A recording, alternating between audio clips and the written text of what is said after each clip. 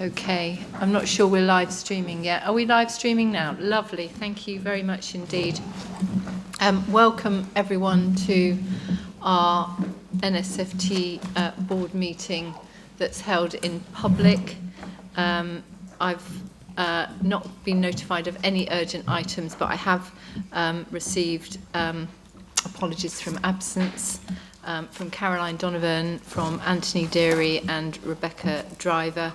And I'm very pleased to welcome Daisy Madoni and Emily Arbon, who are stepping in for Anthony and Rebecca respectively. You're very welcome to our board meeting today, and I'm delighted that Kath Byford is going to be taking Caroline's role as Kath, as you all know, is Deputy Chief Executive of NSFT. It's a real pleasure to be back in Kesgrave Community Centre. Everyone knows I love it here. We're always really well hosted. It's a great environment, and it's a beautiful sunny day, and we have got some sunshine shining in, which is lovely.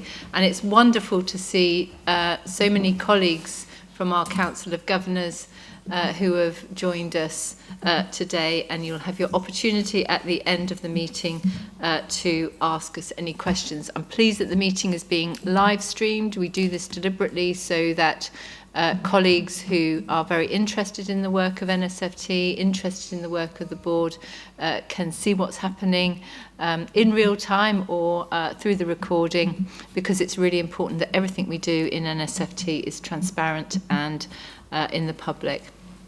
And as I say, although it's a meeting that's held in public, it is a meeting of our unitary board, and there will be plenty of time for questions at the end of today. We're planning to have a short break in between the proceedings before we move to a close of the meeting.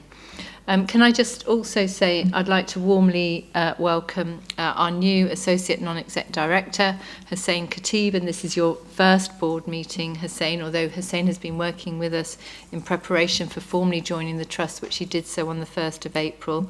Hussein is a senior adult and paediatric nurse by background, and has also been a clinical non-executive director for East Suffolk and North Essex NHS Foundation Trust, which is Ipswich and Colchester hospitals, for others that don't know us by our very long names that we have.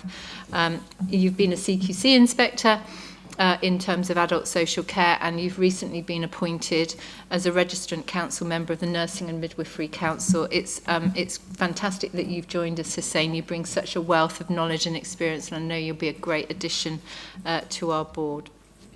I'm also delighted to welcome, and we'll be presenting in a minute, so don't come up just yet, our Talk Award winner, and I see Torrell over there. This is the first time at board. This is why I'm very excited that we've invited our Talk Award winners to come to board and to receive recognition of the excellent work that they're doing. So I'm not going to steal any thunder at the moment. We'll come on to that in a moment. We've got a really substantive agenda today, and obviously various things, including approval of the Trust annual plan, which is a formal approval. We spent quite a lot of time talking about that, and we have to do that for NHS England purposes. And I just also really wanted to note, in terms of setting the scene for the meeting today, that we're going to hear our colleagues' experience on our work on culture.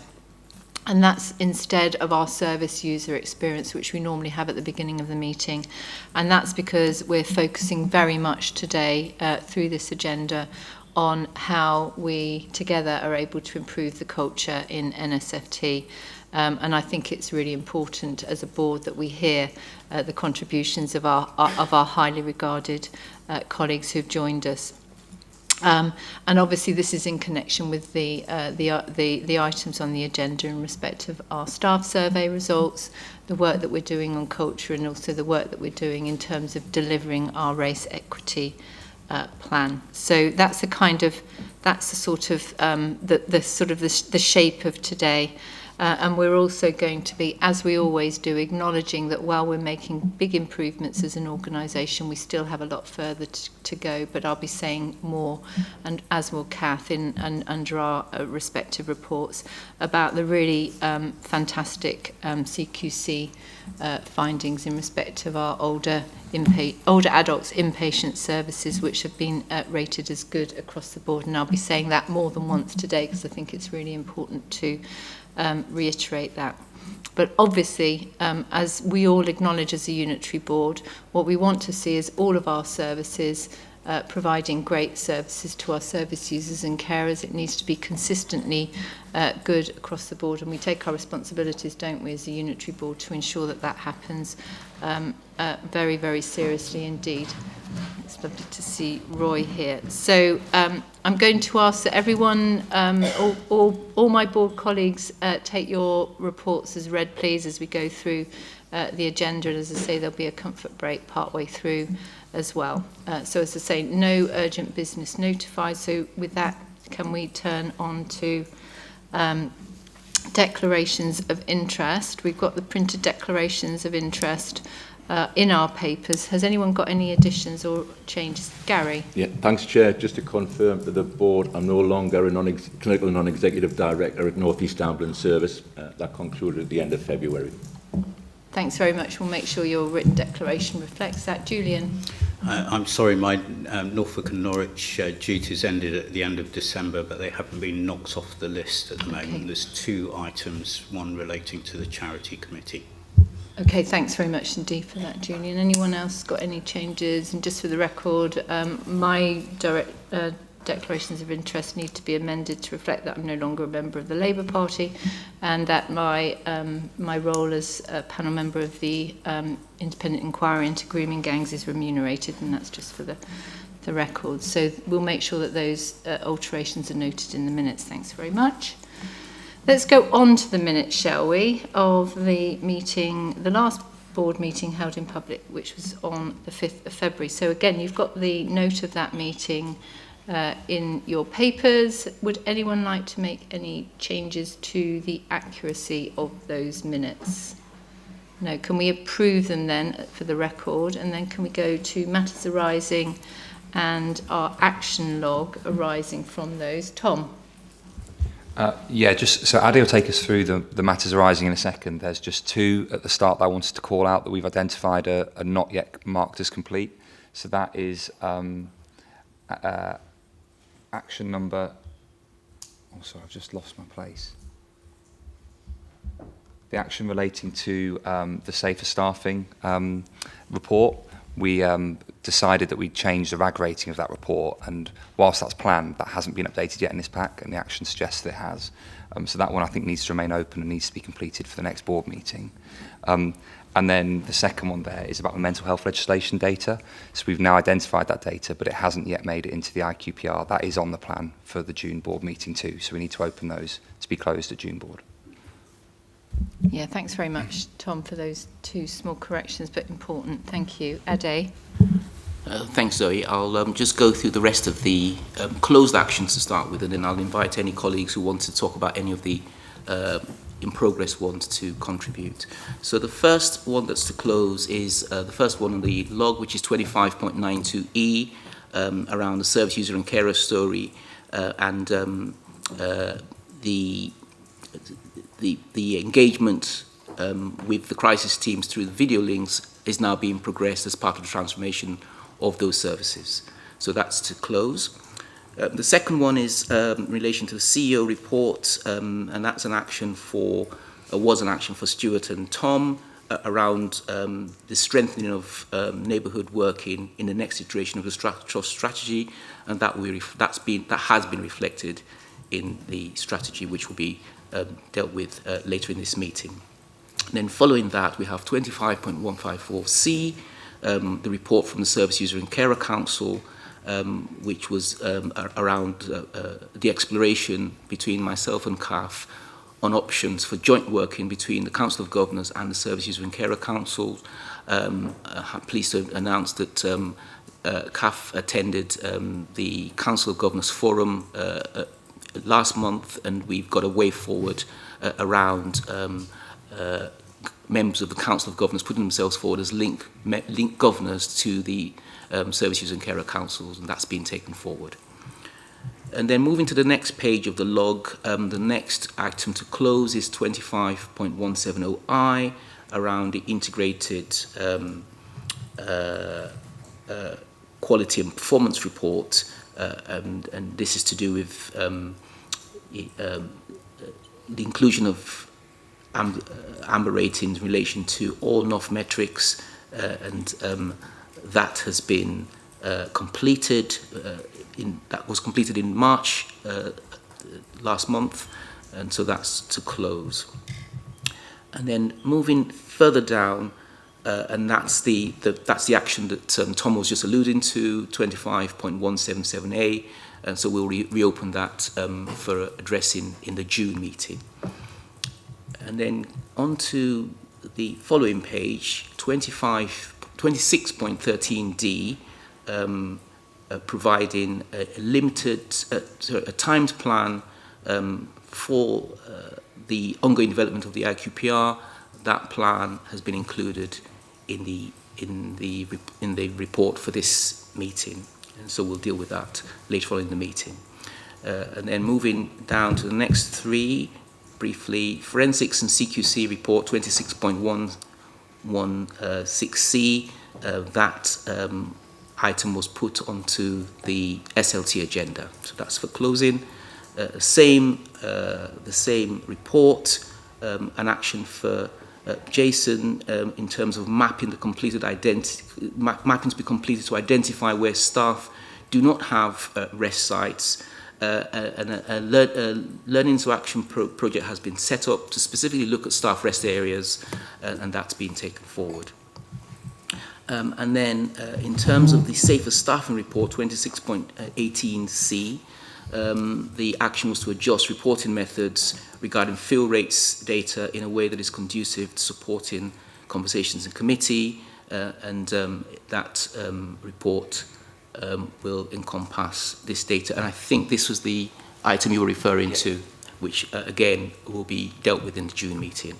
And then finally, the final action is in relation to the Audit and Risk Committee Chair's report, and it was said that a report will come to the People and Culture Committee in March to show progress of actions and resolutions on employee relations, and that report was presented to that committee.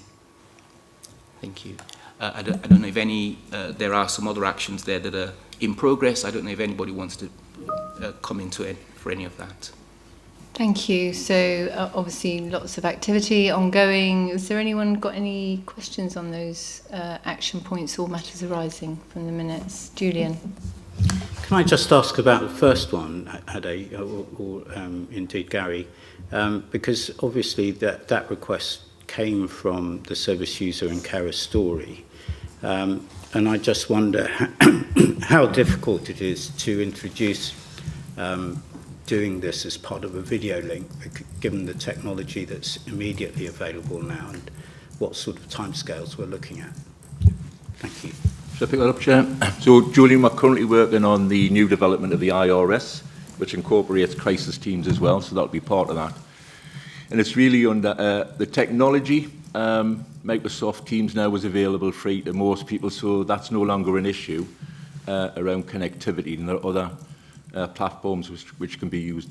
The real biggest challenge we've got around this is first assessment. So I think there's no issue around, if there's continued home treatment where we use video, telephone, depending on what patient choice is.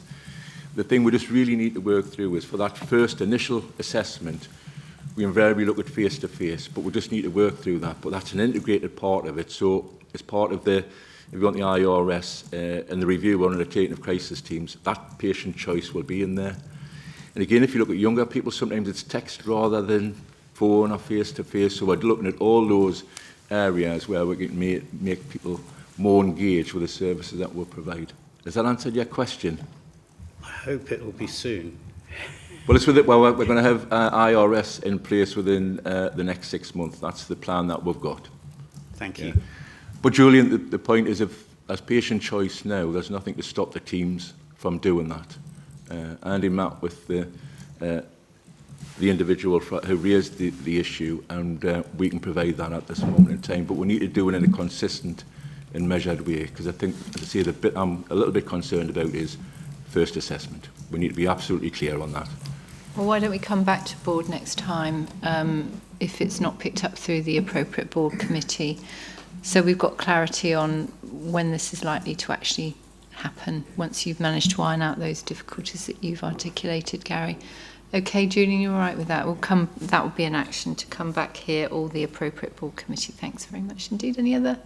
Paul? Yeah, thank you. I just wanted to pick up on 26.16D, which is around mapping where staff do not have rest sites. I mean, there's obviously a programme in place, but I mean, this is an important issue. I think it was raised in the staff survey as well around environment. And I just guess I don't want us to lose sight of this. I think it's going to SLT, and it's going to be a listening into action project. But I just wonder how we can make sure that we don't lose sight of it, and that we ensure that this is sort of followed through and there's action as arising as a result. It's closed on our agenda, but I just wonder if we should be keeping this open or referring it to maybe one of our committees, like the People and Culture Committee. Yeah, I mean, it's key, isn't it? This is the issue that whenever we go out on our visits, our staff are talking to us about they're not feeling valued. If, you know, at the very least, we can't put the basics in place, which is somewhere for them to take their breaks and to, you know, have their meals without, you know, needing to feel that they need to go elsewhere. And there's an important signal to our colleagues that we value them by having this in place. So you're right, Paul. I think what you're saying is it may be closed as an action here, but it hasn't been implemented yet. So probably we need to follow this through the People and Culture Committee, but it may be worth having an update to board at some point. But Jason?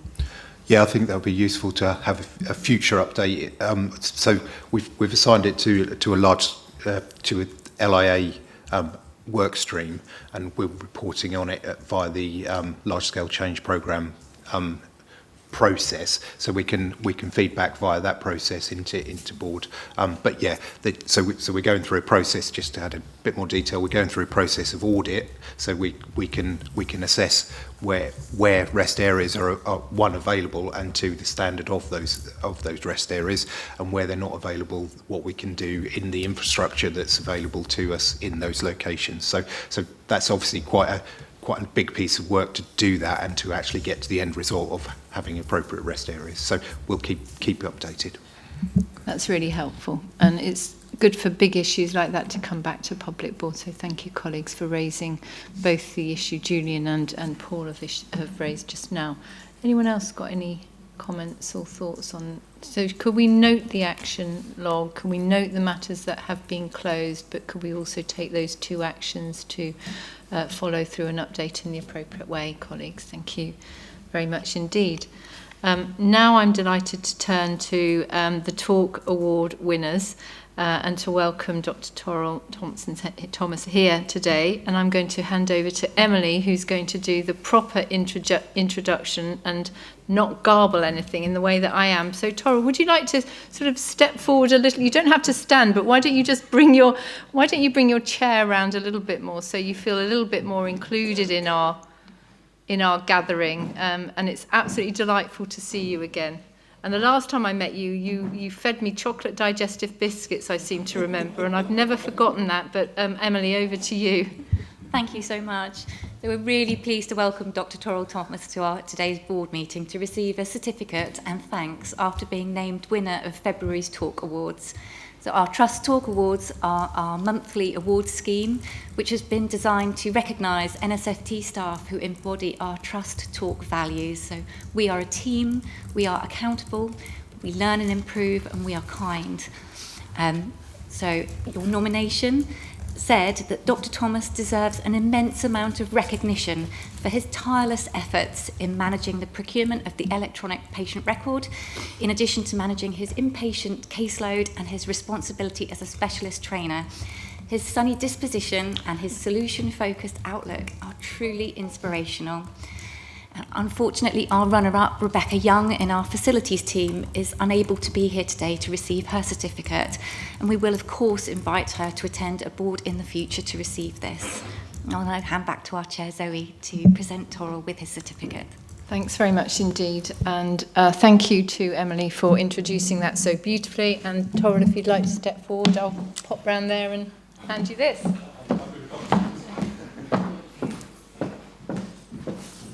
And it's framed as well. And it's such a lovely. Well, I'm happy to get this on behalf of secure services and older persons. I'm so thrilled at the time that this has come because we're going to be kicking off ambient voice technology and the new EPR and IC seeds of change that are just going to grow and grow. And I'm so delighted to work here. I'm so thrilled to get this from you. And I just see our future being incredibly bright. So it's so lovely to see all of you. Thank you very much.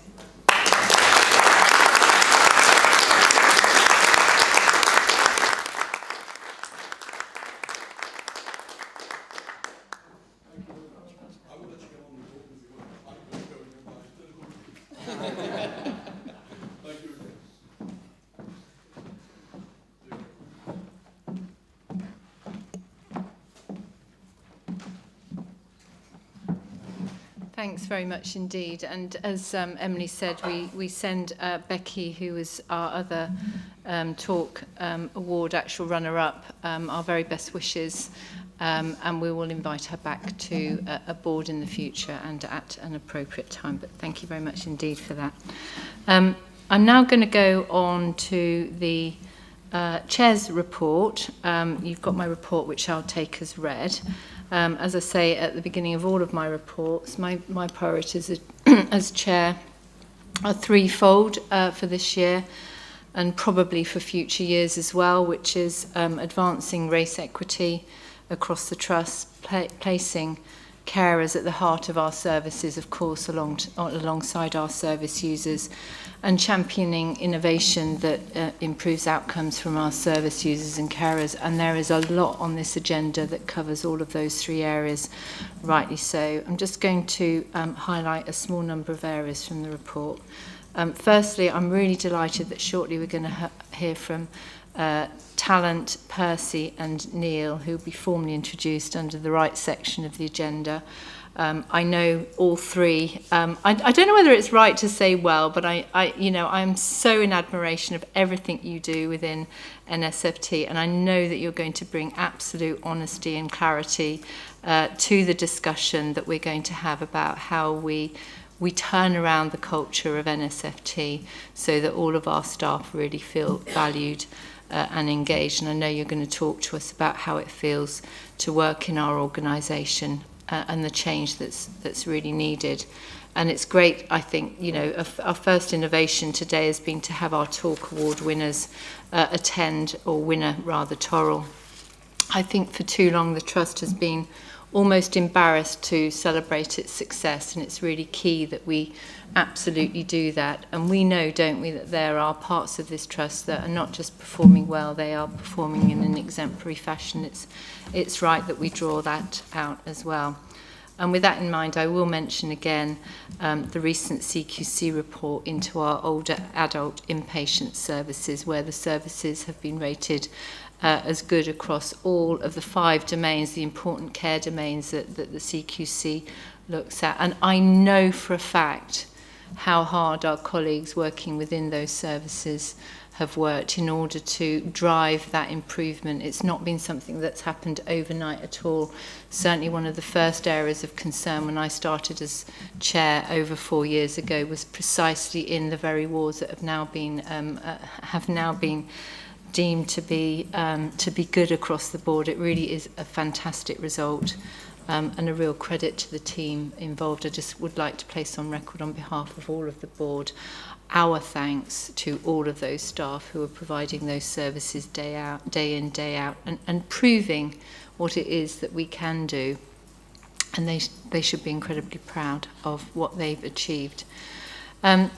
As I've said, and I talked about this when I went to talk at the recent East of England Chairs and Chief Execs event, when they asked me, can't think why, for 1 minute to talk about experiences of leading through adversity and change. Well, we've had quite a lot of that, haven't we, in NSFT? But really what I highlighted in that conversation, as you can see in my report, is the importance of culture. We know for a fact that when our staff feel engaged, looked after, listened to, they're able to provide great services to our service users and carers, and that's what today is absolutely all about. It never ceases to amaze me, and when I come to kind of look at a draft of our report, the work of our non-exec director colleagues, you are to be commended for all of the work that you're doing, so that we are, truly a visible board from board to ward. The work that you do going out into to talk to our colleagues, those providing our services, to talk to those across our communities and people who work alongside us is great. And I think that enables us to bring much more of a kind of an acute focus on where we need to be heading as an organisation moving forward. So thank you very much indeed to our non-exec directors.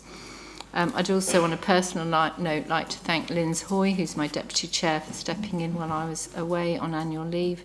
And ensuring the report that you have in front of you today is of a higher quality than usual. Thank you very much indeed for that, Linz. It's always good to see. And also on behalf of the board, I would like to send our very best wishes to Caroline Donovan and wish her a very speedy recovery. And thank you, Kath, for stepping in for Caroline today. So I'm happy to take any questions on my report, but if there are no questions, I'm happy to hand over to Kath. Thank you, Kath. Thank you so much, Zoe. Assuming everybody's read the report, I'm just going to pick up some highlights, but also a few additional bits of news which I feel the board would appreciate hearing from me about. So we have submitted national bids for 2 mental health emergency departments. And I'm really pleased to say that we've been approved to progress to business case stage for those two bids. As people may know, mental health emergency departments are a key ambition within the 10-year health plan. And so this bid forms part of 120 million that's been made available to develop 85 dedicated mental health emergency departments across the country within 5 years. And they'll provide 24/7 walk-in specialised care as alternatives to people attending the traditional A&E departments, as people know them by, within acute hospitals. So it's a really exciting opportunity for us, and under Stuart's leadership will be working really hard and ensuring that we have people with lived experience informing the process.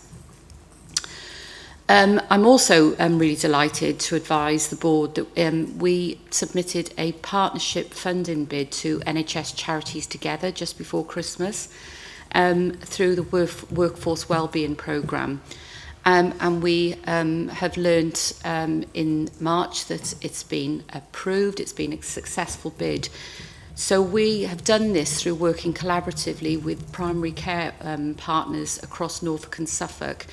And we've secured £250,000 in order to develop really important vital wellbeing and post-vention support for colleagues working across our own organisation and primary care within Norfolk and Suffolk. And it's with a real focus on supporting the mental wellbeing of staff. And a key innovation of this bid is that we haven't determined what we're going to do. It's predicated on a principle of co-producing with colleagues across primary care and the trust to find out how we can encourage people to reach out for help. So this is a really good example of working in partnership with primary care across the 2 counties, and a great step forward in our collaboration and partnerships. I have to mention the CQC report, but without repeating what Zoe has said, there is an immense sense of pride within the organisation for what's been achieved. And as Zoe said, the position in the 2023 inspection was such that the safe domain was recorded as inadequate. So to have safe across all 5 domains, and of course overall, demonstrates a significant level of progress within those services. I'm also going to reinforce, of course, though, that there continues to be progress will always need to be required, and so older persons inpatients and the continued improvement will be undertaken through a quality improvement and sustainability programme for that service. So the board can be assured that we don't just stop when we get a good inspection outcome, that actually our commitment progresses.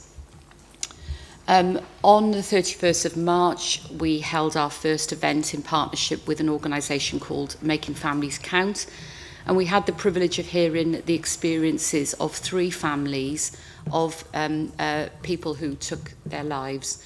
They shared their experiences, and one of the key elements of their experiences that was littered through their stories was about not being listened to effectively.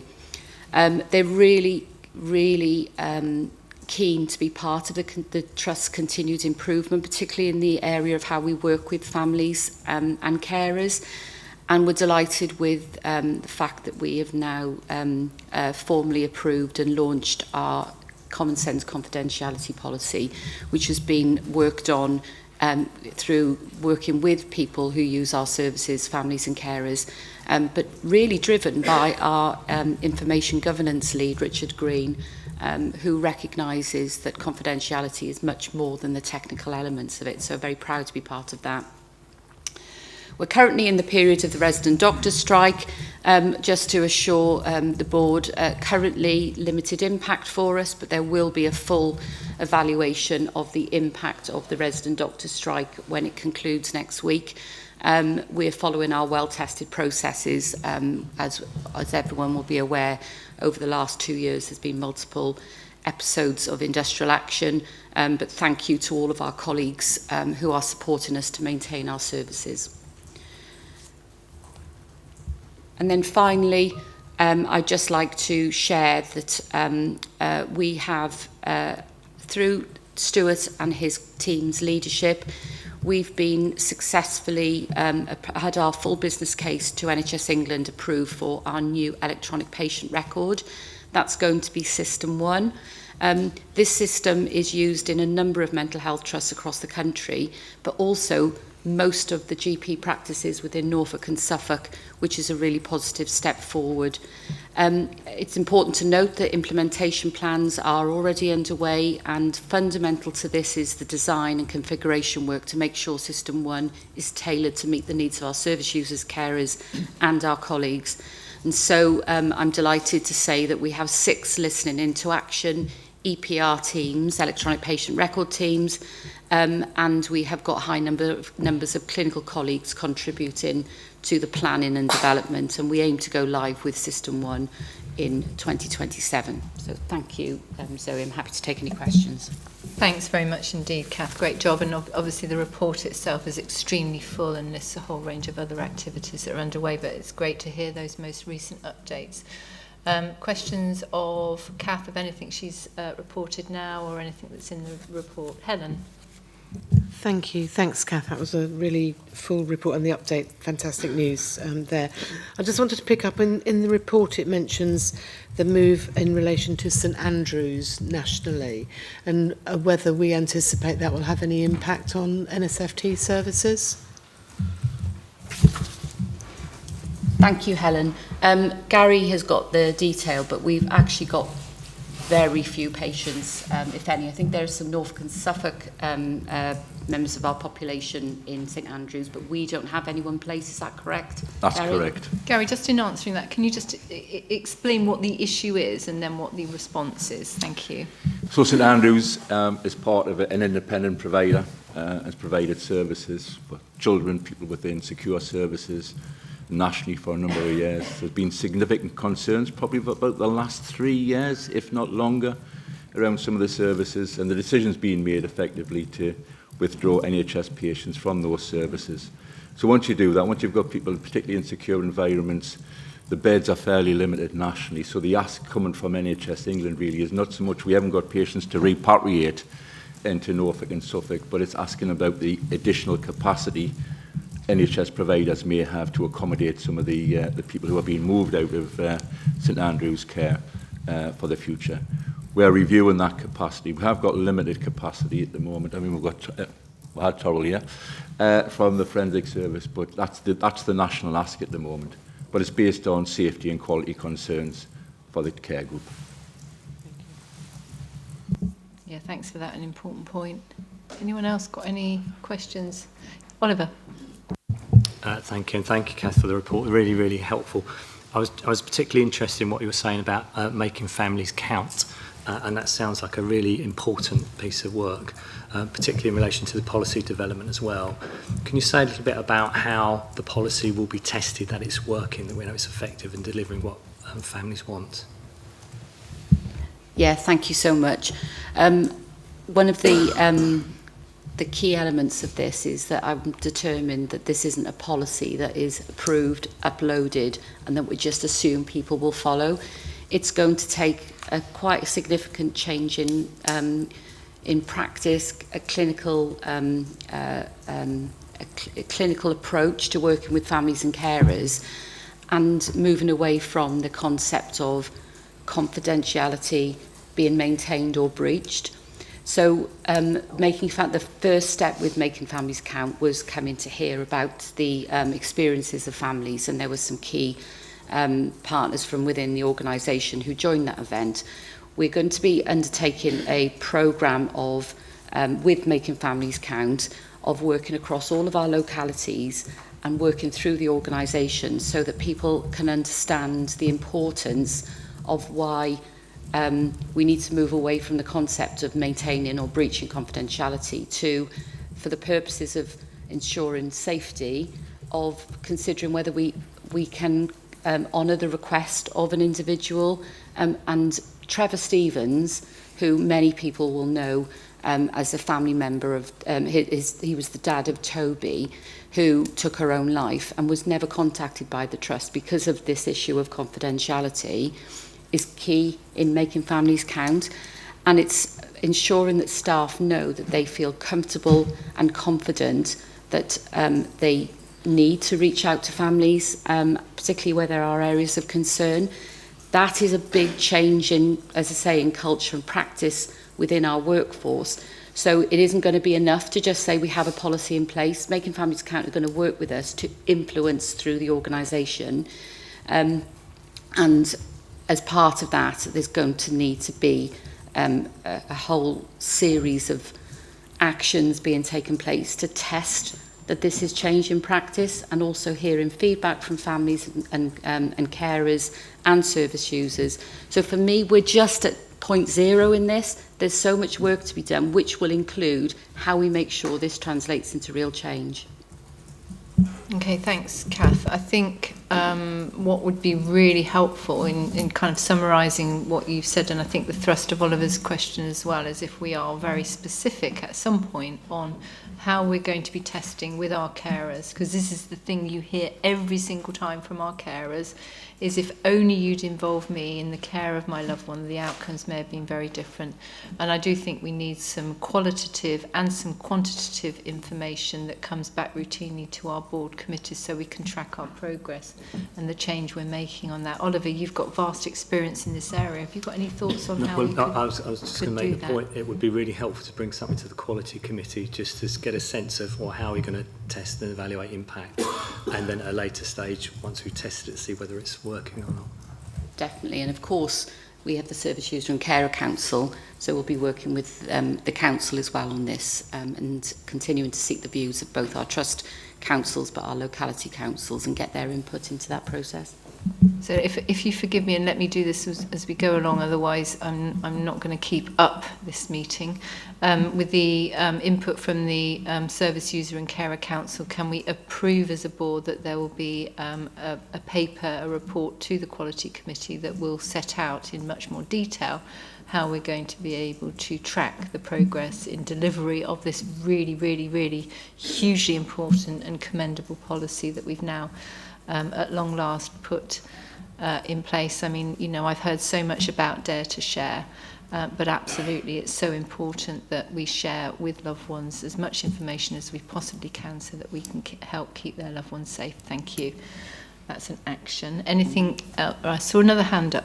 Katie, and then I think Gary was first, but Gary, were you on the back of that conversation? Because if you were, I'm going to bring you in next and then Katie. Yes, yes, Chair. I mean, just to say from a personal point of view, I thought it was a phenomenally enlightening, really good, probably one of the best years I've had when you're dealing with loss, really, given that was how I joined the organisation, around learning from deaths.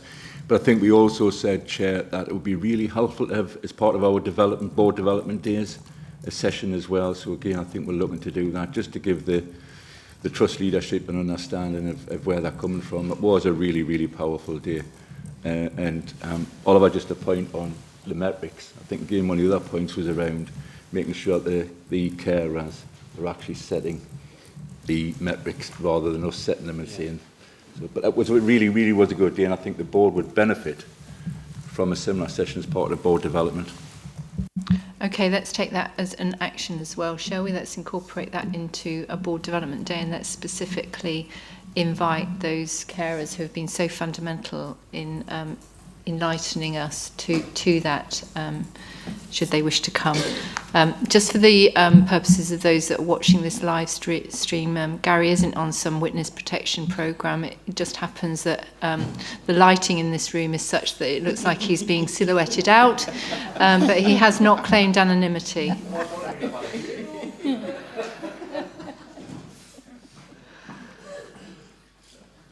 Katie. Yeah, thanks. I just wanted to say congratulations on the Emergency Mental Health Department funding. That's a tremendous achievement, and it sounds like it's very much at the forefront of our transformation programme. I don't really have an understanding of what the staffing implications are to set up 2 whole new departments, and I just wondered, without going into the detail, how easy it is to relocate staff into new settings and ask them to work in different ways. So it's a sort of tip of the iceberg questions, but it does seem really that the more transformation we do, the more we're going to be able to need to manage change. So some indication around the staffing implications and how confident we feel we can execute that well would be helpful. Really helpful, Katie, thank you. And Stuart will be able to come in there. Thanks, Chair. Thanks, Katie. Yeah, it's the right question to ask. Helpfully, mental health AEDs come with some revenue funding as well. So we'll work through that through the development of the business case.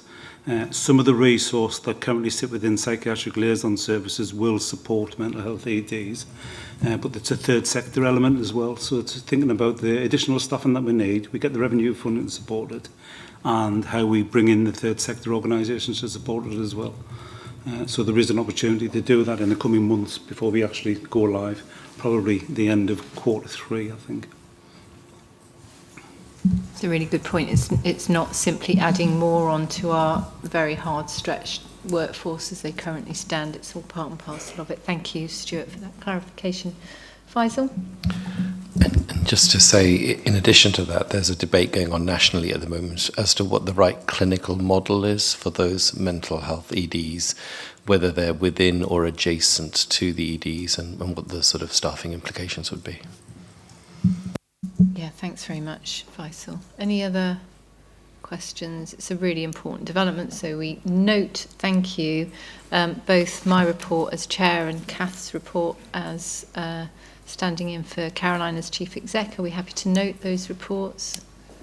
Thanks very much, with the actions that I've articulated through your conversation as we've gone through, which I'm not going to repeat. Let's move on now to the large-scale change programme update, and I'm very happy to hand over to Tom. Thanks, Zoe. So this report covers the 25-26 programme that's just finished, the new programme for this financial year, and the refresh of our trust strategy. In terms of the last financial year's programme, there's been some movement. Report lags a month behind, so we're just finalising the report at the end of the year. A couple of programmes improved, one of which was the EVI programme, which has long been a high risk for us and a red-rated programme, but we are on track to come in on plan. We're finalising month end, so that's moved to amber. The locality services programme was also behind time, but we've commissioned the independent work, confirmed the timeline, and there's an interim report coming into private board, so that's improved to amber too. 2 of our new programmes deteriorated from green to amber due to delays. The health equity programme was really the product of our corporate redesign to develop a new health equity team, and that's been challenged by recruitment into the team and the time that's taking. And the Partnerships and Collaboration Programme has been delayed in terms of forming of our oversight group. Lots of key individuals from across the Trust are supporting the delivery of that programme, and so that was slightly behind. Both of those things are factored into the planning for the next financial year. The programme for 26-27 is an evolution of last year's programme. It addresses our Trust priorities, our Trust strategy, and also those priorities that Zoe set out earlier as, in her chair's update. We've now confirmed that the work streams and the work stream focus and then the key overarching targets for those programmes.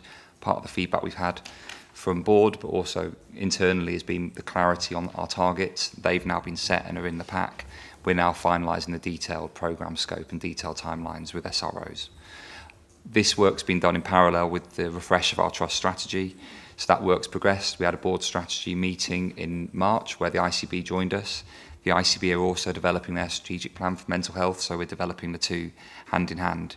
We're working with the ICB currently to make sure that our strategies align with a view to bring this back to board in public in June. I'll take any questions. Thanks very much indeed, Tom. Questions? Linz? Thank you. I have one question and one comment. Just on the question is on partnerships and collaboration.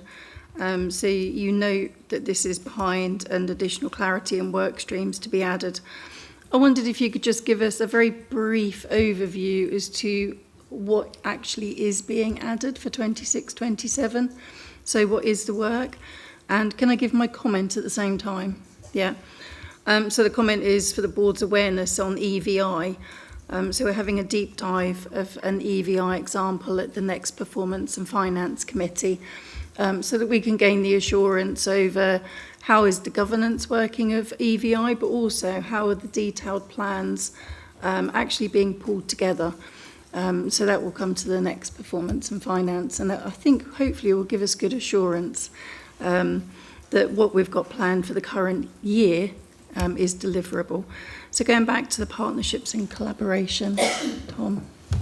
Yeah, so this programme was split out from a separate programme before and really had a focus on primary care working originally. I think primary care was identified as an area where we needed to do the most work. So Faisal's for a long time had that focus and some really productive work. We're bringing in the work that Kath alluded to earlier in terms of the charitable bid, because that's a key partnership. So that's been brought in as a new work stream because we've just found out we were successful. We're also bringing in work with our local authorities. I think Gary started to foster really strong relationships, and we are bringing in the work that we're trying to do to better align with our local authorities. Obviously, the recent news about what the local authority landscape might look like influences that too. So there's some quite live things have changed over the course of the year that we need to reflect into this programme, really broadening the scope beyond primary care partnerships into our wider system. I mean, I think the important thing to stress in all of this is an iterative process. We've been really clear, haven't we, right from the get-go, that our large-scale change programme is the fundamental building blocks to transforming our organisation, and this is an update, isn't it, rightly so, on us kind of continuing to refine the areas that we've identified as our key priorities. So if we're ever going to make a reality of neighbourhood provision, which we absolutely must, because that's the way we're going to get into prevention rather than treatment, then what we do with partners is fundamental to that, and GPs and the charity sector and. But Faisal, you'd like to come in? I was just going to reinforce that and say that the element of the large-scale change programme that looks at partnerships and collaborations is much, much wider now than primary care previously. So it looks internally and externally. So we're looking at neighbourhood health, we're looking at system, ICB, and academic partners. So there's a number of things in there going forward for the next year. And really just for noting, but obviously my non-exec colleagues are very aware of this, but we feel that there's quite an important role for non-executives to be playing, their full and appropriate part within that, and to make sure that, non-executives are clear on what that actually means, because it's all very well to say, well, we really want to kind of help make sure the trust is that outward-looking, easy to embrace, easy to engage organisation, but there's work ongoing behind the scenes as to how we make a reality of that as well. Great. Any other questions? questions. MC and then Katie. Thank you. Tom, I was just going to ask a question about the large-scale change programmes. You can't help but look at the RAG rating and be perhaps concerned or question the level of amber that we've got. So if my poor maths is right, about 73% of our large-scale programmes have been flagged here as being of some risk. How confident are you that we haven't inadvertently taken on more than we can deliver? Is this realistic in terms of delivery? You'll have much more sense, I guess, of how big the risk is in some of those kind of amber ratings. I wonder if you could give us a bit of context on, is it doable realistically? Yeah, it's a good question. It is a challenge that we've asked ourselves too. You know, we shouldn't be comfortable with amber because that betrays, you know, shows the risk. I'm not going to query your numbers. I think they seem spot on. I think it's worth splitting out risk and the risk rating and the delivery progress. I think they're two different rags. I think the risk area, it's completely appropriate that we have areas that are amber risks or occasionally red. We're dealing with some of the hardest challenges that the Trust and NHS faces through these programmes in terms of EVI, as I mentioned earlier. That's a national challenge in terms of efficiency. Zoe's alluded to neighbourhood working, and certainly in our clinical transformation space and partnership space, we're trying to work on that. That's something that's a nut that hasn't been cracked. It involves our partners to kind of coming to the table and working with us. So I think there will always be an element of risk, and it probably is appropriate that many of these are amber rated in terms of risk because they're complex. I think the bigger challenge is in terms of delivery. You know, there is a lot here. We have exec SROs against these, and they are relatively evenly shared out, although our Chief Transformation Officer, by nature of his role, holds a lot of this. I think some of our delivery has been delayed, not materially, but marginally, and that's something to reflect on as we plan for next year. Certainly, I think we've been overly ambitious sometimes in terms of our timescales, especially when there's factors outside of our control. So EPR, we had to wait for NHSC approval of the business case. That's a factor outside of our control, and I think we need to be really realistic as we plan for next year and continue to challenge ourselves, as you have. It's tricky, isn't it? Because when we come on to talk about the staff survey, we'll hear staff talking about change fatigue, and every part that could move within the trust is moving, and the need to really make change rapidly and at pace so that we can settle into a much more kind of consistent equilibrium of service delivery. I just wondered, Tom, the extent to which these change our large-scale change programmes are the subject of our board committee scrutiny and discussion in a sort of an organised way. Are we doing that at the moment well? And is each of our board committees clear which of the large-scale change programmes it specifically has oversight? Because some of them are quite sort of matrix working. Yes, I think that last point is the challenge. I think some of them very clearly are held because of the nature of the programmes, but others are matrix. Partnerships one's a classic example, I would say. So I think that is a challenge for us. I think when Ade and I plan and work with the NEDs on forward plans, we should make sure that the programmes are coming into their respective committee in a timely way. I think that should be an action for Ade and myself to make sure that's continuing to happen or being strengthened. I mean, obviously, I'll take Kath's guidance and we'll talk to Caroline outside of here, but it would seem to me to be incredibly helpful to have that assurance being provided against the plans on a very routine basis in a way that we don't do in board, because obviously as board we're taking a very strategic view. If that assurance could be taking place within our board committees, and if that could be reported back as a standing item in the chairs of those committees' reports back into board, I think that would be really helpful. Could we take that, subject to Kath and Caroline and the exec's approval, could we take that as a potential way forward? Yeah, okay, that's great, that's noted. Katie? Thanks. It was just picking up the point on the partnership strategy, and I think, Zoe, you said that it's an area that non-execs are keen to be involved in. And I just wondered if we could have clarification around who are the executive leads for the different partnerships. That may be difficult to do because they may be working across localities and there may be different leads, but around voluntary sector, around local authority, around primary care. I can come back on that in the first instance. Yes, I think it's a really good question. I think we can do two things. We can be clear as to each of the work streams in the large-scale change programme. They're not all held by Faisal. Faisal's the overall SRO, but as you suggested, different exec leads have responsibilities. So we'll make that clear, and we can share that as well as the key contacts against and the key areas of responsibility, because it is split across a few of us in the team. Are you okay with that, Katie? Yeah? Yeah, great. Okay, lovely. Any other? Faisal? And it was in reference to the matrix working that we sort of worked that through in that way. So there are leads for every partnership and collaboration and one SRO, and it's very easy to make that explicit. That's really helpful. So that's another action from today's conversation. Thank you. Any other thoughts and observations on which is really the sort of the engine room of our change programme, our large-scale change programme. Can we note the report that Tom's provided? Thanks very much. And can we move on to the annual plan, reminding colleagues, as I said earlier, that this has been through full scrutiny at private board, and this is an item which I think we can take fairly rapidly. Tom? Noted.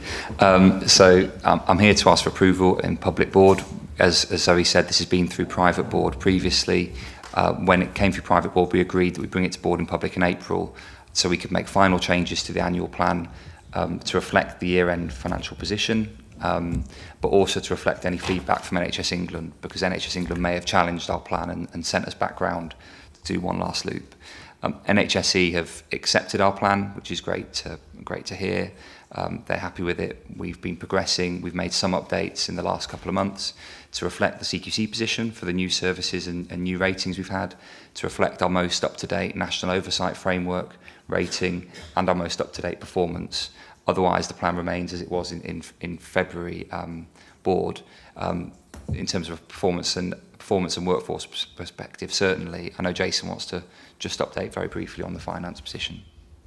Yes, absolutely, and this is important. Over to you, Jason. Yeah, just to bring these, I just want to draw out 3 points to bring to public.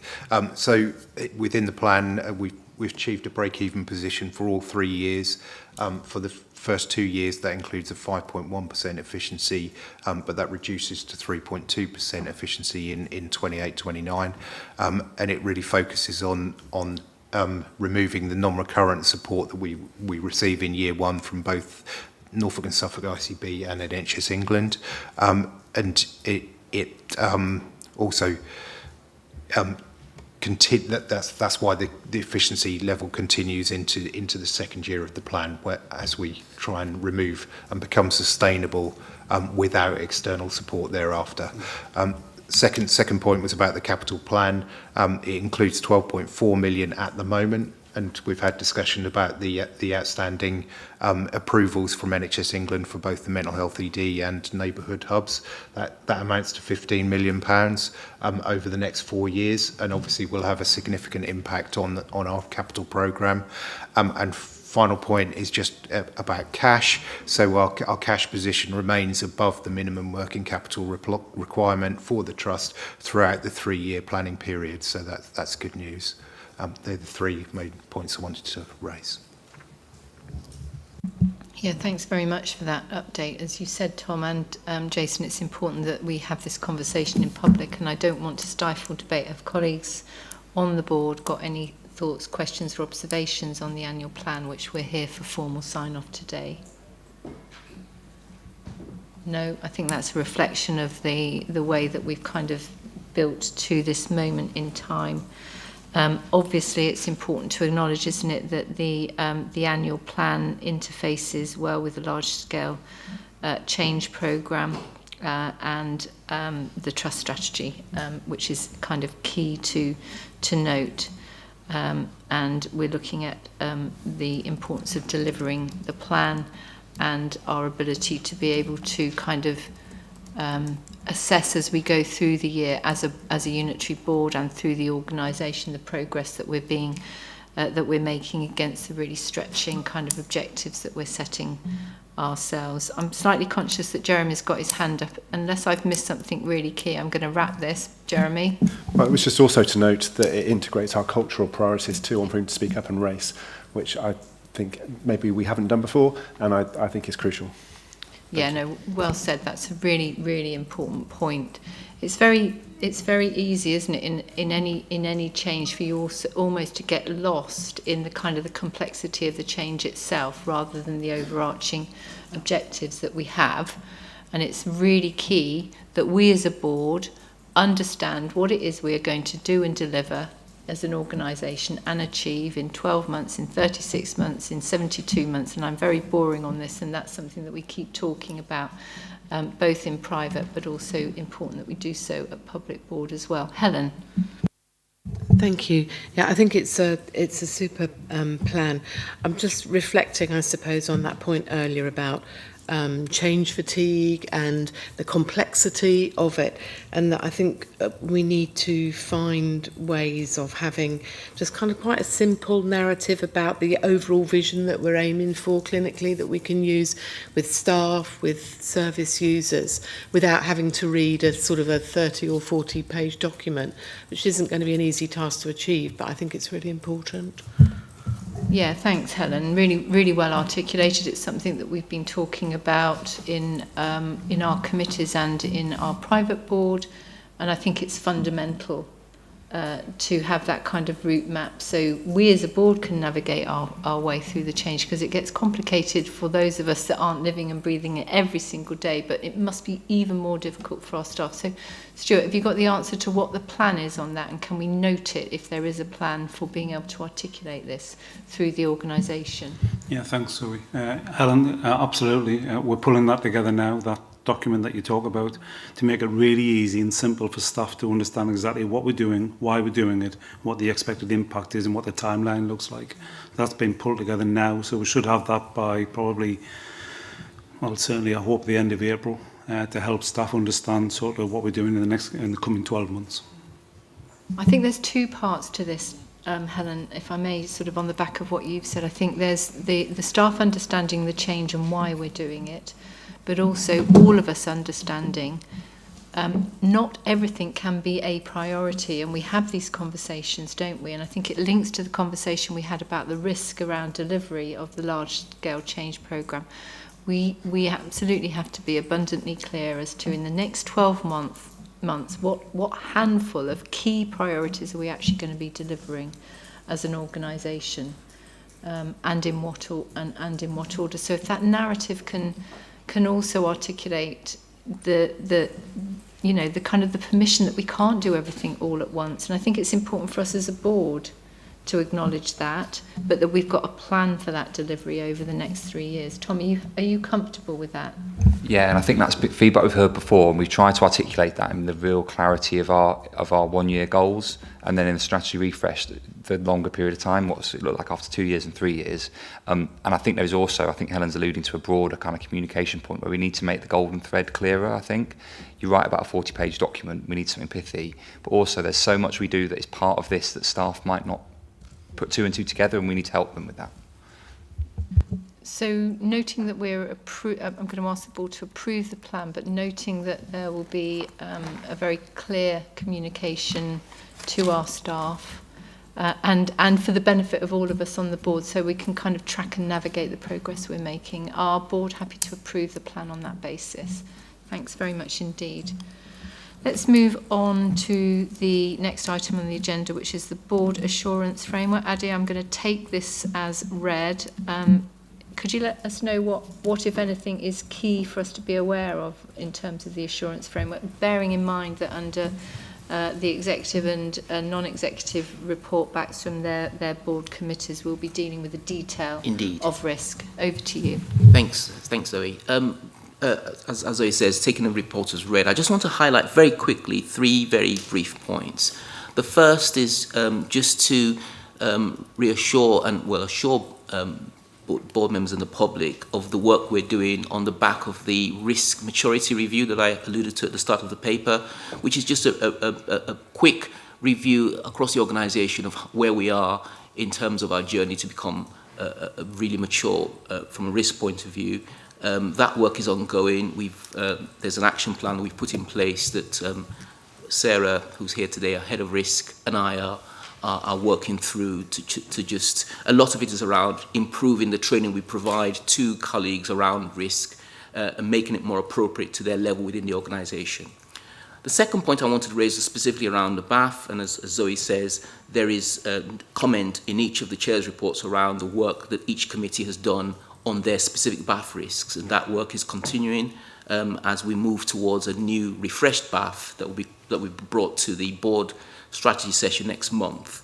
The only change that we have made that was approved at the last meeting of the Performance and Finance Committee was around risk 4.1a to do with digital, and that again sort of referencing comments we've had in this meeting was to do with the fact that the business case for the electronic patient report was approved, and the funding was also approved, so that risk has gone down from 15 to 12.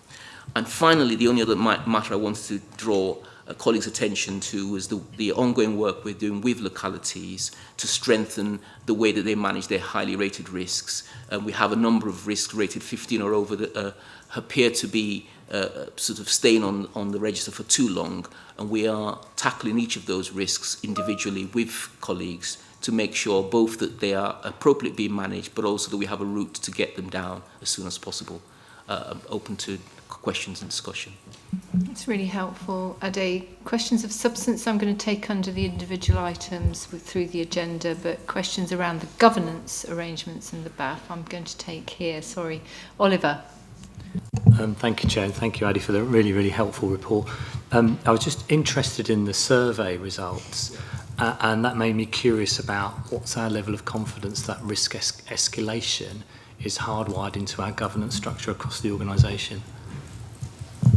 Really, really helpful question, Oliver, and I have to admit it was one of the areas, because apart from the responses to the questions we asked, we also gave colleagues an opportunity to give their wider comments around risk management, and it was one of the areas where I have to admit the confidence we got, or the responses we got, showed there was a lack of confidence around that. So, quite a lot of colleagues felt that they knew how to raise risk, but they didn't know how to then take it to the next stage in terms of management, in terms of really getting under the skin of how to manage them. So that's really informed the work we're doing to update the training that we provide to give people the tools and the confidence to do that appropriately.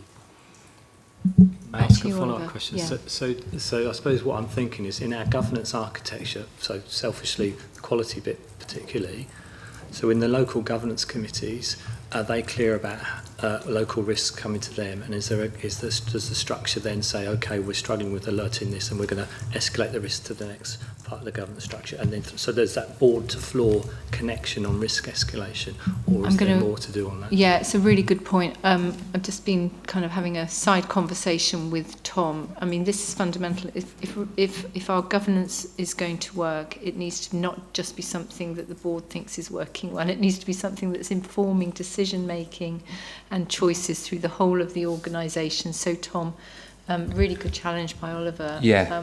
What are we doing so I think close the gap? In the last year we did a lot of work on the governance architecture itself, and I think that's now been well established. I think what Ade's work helpfully shows is what we thought was the case, and Ade's work more conclusively shows that, in which there's a real variation in practice and in culture and understanding. So the governance and risk large-scale change programme was previously focused on governance. We brought risk in more strongly, and this year is really about developing and maturing our approach to risk. That's the focus this year. Okay, and obviously falls partly in the domain of the Audit and Risk Committee as well. And, you know, one of the challenges we have, don't we, as an organisation, there's so much, you know, kind of to deal with. We need to make sure that we're consistently joined up as both as a board, through our board committees, and then through the whole of the organisation. And Julian, as Chair of Audit and Risk, plays a fundamental part to that. So Julian's going to give us the answer to all of this. Not the answer, but some of the discussions that are going on. So the Audit and Risk Committee have been very involved with the maturity exercise, and we're very supportive of that, because it helps us with that development of risk management across the organisation.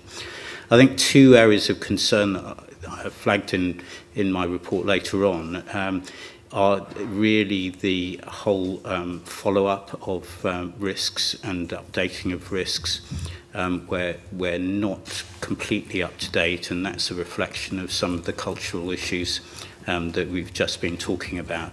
And also the informing of the risk in different areas from the internal audit programme, which I don't think we've got quite right yet, and we need to reflect a little bit more on. But these are good developments, and ones that we should be supporting and in the next stage of developing risk management across the organisation. So thank you, Adi, for leading it, and Sarah as well. Great, thanks very much indeed. Anything else on that, Adi? No, in which case, can I invite the board to note, with the comments that have been made, the board assurance framework? Thank you very much indeed. We're now going to move on to the integrated quality and performance report, and Stuart's going to introduce this. Stuart, if I may, if I could ask you to do a fairly high-level introduction, then we'll pick up the substantive points through the various priority areas, because I'd like us to get quite quickly now on to talking about our colleague experience and moving on to the cultural part of our agenda. But Stuart, over to you. Yeah, I'll keep it succinct, Chair, not a problem. So the IQPR is made up of 3 reports. You've got the Alert Advisor Assure Summary, the IQPR Balance Scorecard, and then the IQPR Redesign Development Plan, and then the subsequent reports in each of the sections that come on later in the agenda. I'll take all the reports as read. For the Alert Advisor and Assure Summary, I'll leave that for the respective execs to pick up through their updates and the committee chairs as well. For the balance scorecard, IQPR, a couple of things I just wanted to pick up, Chair, if that's okay. One is around the closing of the gap for the IQPR. So we're reporting January data today in the April board, and we were really keen to try and close that down a little bit. So we are looking to do that from the June board by 1 month.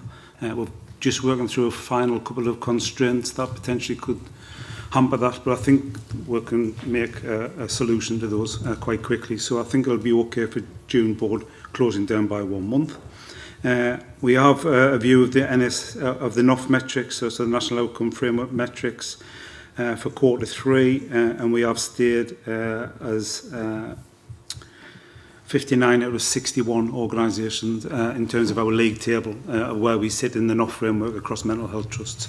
We haven't moved, and that's mainly because we've had a limited performance in a number of our key metrics that can move, and a number of other organisations have improved, and therefore we've stayed exactly the same.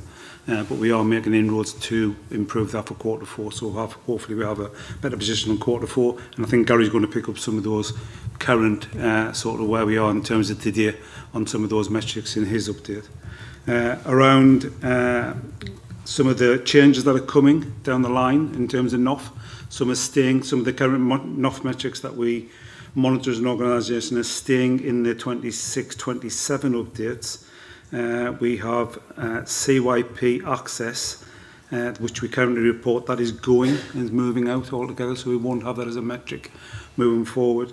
Length of stay, that is moving to a mean length of stay for adult PICU, so that's a new NOF metric we currently report on average. So we're moving to mean, which I think will be helpful. Inappropriate out-of-area placements we can report as a trust level metric. That's moving to an ICB level metric now. So we'll just report to the ICB in our position. They report as an ICB into the framework. So we lose that one, unfortunately. We are receiving a number of other metrics as well. All the adult length of stay will be a new scoring metric for NOF, and that'll have a mean level, so that'll be mean instead of average. And CYP weights over 104 weeks is a new scoring metric. Another one is readmission rates within 14 days. These are all scoring metrics. We'll now have 27 metrics. So in comparison to, if you remember, we had 10 scoring metrics across mental health services. We're moving to 27 overall metrics that will be scored on. And We also, in comparison to acute, I think they sit at about 34. So it's a much more healthier number of metrics that we'll be reporting on as a mental health trust. I thought that would be helpful for the board, and we'll bring that into a board development session in future and talk you through that in a lot more detail. And we're bringing it through the Performance and Finance Committee as well. In terms of the redesign plan development in the pack, a couple of things I just wanted to talk through. Mental health legislation, number of metrics in development now, and will be reported through June board. I know you've been having conversations in the committee on that, and Alex brought some information through. And then outside framework metrics will be completed in April, and therefore be showing in the IQP board with standard, in the future June board as a standard, and also some additional metrics that Anthony's agreed for an improving care perspective will be added in from June board as well. I'll leave that there, open it up for questions, Zoe. That's really helpful, and colleagues will know that the tartan rug, as we've described it previously, which we're not meant to call it, the sort of the overview of performance within the whole of the trust is clearly developing, isn't it? And we've seen iterations of that through board on board. I will make a comment about the NOF framework. This, for those of you who are wondering what on earth we're talking about, this is the bundle of performance indicators that the Department of Health has decided will be used to form a league table of different organisations, with the kind of the thought that this will incentivize NHS organisations to improve in those areas. Clearly, it's part of our improvement as an NHS trust, and it's important that we are able to demonstrate that we are showing improvements in those areas. But the very kind of description that Stuart's just described of moving from 10 metrics to, I think, over 20 now, shows a complete randomness of all of this. We remain focused on the key priorities that we have set ourselves as an organisation. At that same time, if that means that we improve our position in NOF, great. But the fact that we perform well in one or two key performance indicators is not an indicator that we are improving consistently as an organisation and providing the best and greatest possible service to our service users and carers. So while we're not in any way, sense or form rejecting the idea that there's a national league table, we have to put it in the context of the work that we're doing as an organisation, where we've come from in our history as NSFT, which is very different from a number of other mental health trusts, and where we're going to. So I think it's really important that we acknowledge the importance of those indicators, but we are not solely driven by that. We find it so much more important to be driven by the voices of our colleagues, by the voices of our service users, and our carers. So I feel a lot better for saying that. With that in mind, is there anything anyone else wants to add? No. How do you top that? You literally don't. Right, great. Thanks very much indeed. Thank you, Stuart. We'll just note that bit for now, and then we'll come back to the detail as we go through the remainder of the areas. But I'm really delighted now to be handing over to Jeremy, and he's going to introduce our colleagues who have waited very patiently for the first part of our meeting. And Jeremy, over to you. Thank you, Sarah. And I think that was a perfect segue into this section of the agenda. We have a number of items in relation to our culture, and appropriately kicking that off with a focus in on staff experience. We want to hear more directly as a board, in public, the stories, insights and perspectives of our colleagues from across the organisation. It was a year ago that we were doing the work with Yvonne that led to the publication of our race report at our race conference last May.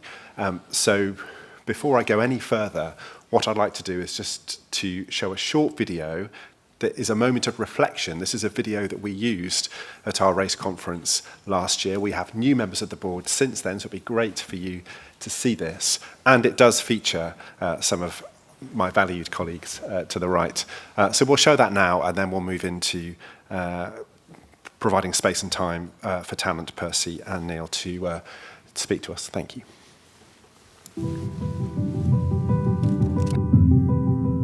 You say something and people act as if they haven't heard you, and somebody else says exactly the same thing, and somehow they hear them. And so with time, that shrinks you and what you contribute to the team. And I think that's the loss when it comes to those experiences.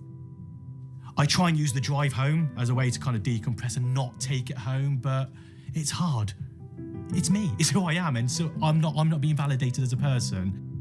It had a lot of stress on me. At some point, it made me feel like just, quitting working for the organization and moving on.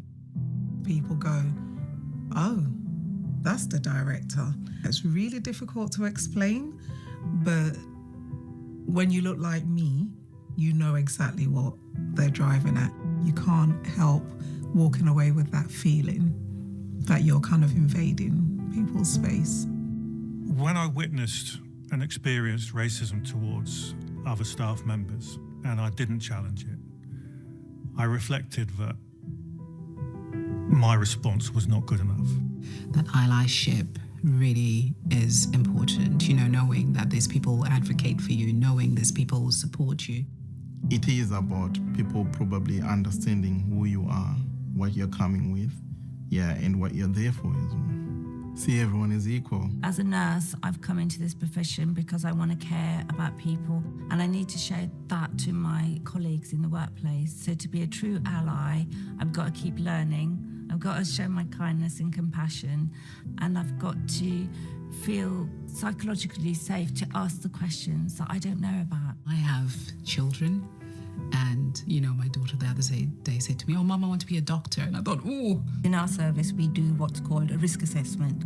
And through that service, you get to hear what our colleagues have to endure every single day in terms of racial abuse from the people who they have to care for. It does have an impact on you. You can't ignore, how many staff has NSFT got? 5,000? You can't ignore 5,000 voices. You can ignore one, which is why we need to do it together. So there's been race conference, there's been race conversation, there's been other days that I haven't been there because I just wasn't convinced at that time that NSFT really, really means it. I'm here today because it does feel like there's a change. What we do now is what will influence things in the future. And that's why I think it's important to have these conversations.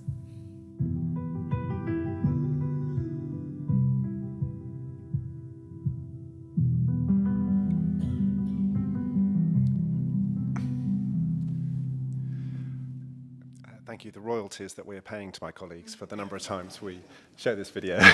It can never be shown too many times more seriously, though. It was the experiences, the stories of our colleagues that are the bedrock of the work that we have done and that we are doing. A couple of quick things before I hand over. Our work on racism affects everything. It is integral to our culture. It does not exist in a vacuum. And when we think about our priorities as an organisation, the investment that we make in the leadership development and the cultural change that we want to see will impact everybody positively. If we have leaders who are empathetic, who are curious, who ask the right questions, who support the right cultures, that will benefit everybody. As we, focus on the entirety of our culture, particularly through the staff survey item later, it will feature, but it does, everything is connected. And secondly, this is your opportunity, colleagues, to speak with the board, to share your insights, give us your advice, challenge us, tell us where we can go further. With that, I'll hand over to you.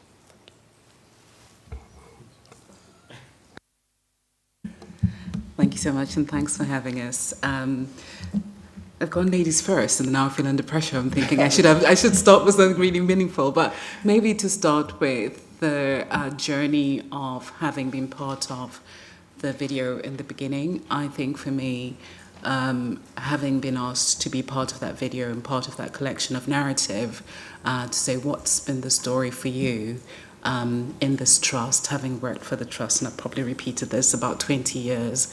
It was the first opportunity I'd ever had to say my story. In 19 years, I'd never been able to have that conversation with anyone. And I think that probably speaks volumes in terms of how far the trust has come and how committed the trust are to making a real change. Just reflecting on one of my colleagues' narrative there in terms of feeling that there's a change in the way NSFT is beginning to address the issues around race. I think it's really positive that although at that time it felt like the report said NSFT is a really racist trust, what we were actually acknowledging is this is the problem and let's do something about it and let's have the conversation. So I think there's so much that's happened in the last year to move us on from the position we were last year, having those conversations and definitely having this video shared with colleagues, shared across the trust, has brought more conversations to the table and has also been the vehicle in which people have said, so what's the change and what's the trust willing to do? And I'll pass on to my other colleagues because I could speak for others, but I'll let them come in as well. Good morning, everyone, and thank you so much for the platform. Just to add on in terms of what has been mentioned by my colleague here, having worked in the trust for since 2000, I never thought I'll see this day. I never thought I'll be in front of the board presenting and having a conversation about race and culture. Since the launch of the race equity strategy and the video that we did, I've been approached by colleagues across the trust as I went around doing quality safety reviews and also within my locality. And I was quite impressed with the impact the video had on them. They've been able to be open and transparent in engaging in conversations. And we're not talking only about the global majority colleagues, we're also talking about our allies here as well. And it seems like what stood out more was the discussions around the unconscious attitudes around race and culture. And also the appetite to make improvements as well. There is a big appetite around that as well. But also, there's a lot of work that needs to be done, very, very clearly. This is just a step forward. There are more steps to be made in the coming few months as well. It's early days. Part of it is things that are still coming up, the psychological safety. This is coming from those with on the ground with the lived experience as well. We need to be able to work towards that to open up more grounds for progress to be made in terms of achieving what we've identified within the race equity strategy as well. As an organization, yes, we have put quite a lot of things in place at the moment. I've been playing a big part in most of them. This is ranging from reciprocal mentoring, which is something that I pioneered and it's being rolled out across the trust now. You're looking at the routes to success. I'm also involved in that as well. So we've got quite a lot of areas that we're working on, recruitment disparities as well. So this is with the aim of making all these improvements, but there's still a gap that we need to bridge between leadership and those who are actually on the ground, who are also having the majority of the lived experience on a day-to-day basis. I know we are aiming to embed this into our day-to-day practice as well. And yes, definitely there's been progress made, but there's still more work to be done. In addition to this, with all this work that I've been involved in myself as well, it's being honored with the inclusion award by the trust. That on a personal level, that has shown a great progress and improvement as well in terms of the direction that the trust is heading towards. And using this platform, I'm also pleased to announce that myself and my colleague Talent have been appointed as the REACH co-chairs as well, with a view of feeding into the race equity strategy as well. That's all from me. Thank you so much for listening and taking the time to also listen to me.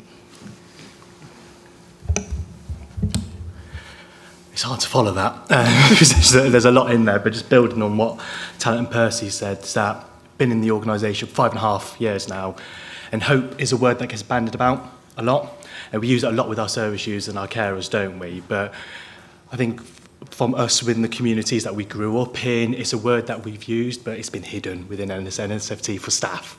But it's not that buzzword anymore since the video. There's a tangible feeling, and it's hard. Just listening into that conversation about metrics, you can't define it. There's no survey that's going to be able to define that, but there is a buzz, there's a shift, there's something occurring within the organisation. And even from my own cynical viewpoint, and I'll be open and honest about this, I never wanted to do the video. Because you learn to be cautious about being wheeled out of the cupboard.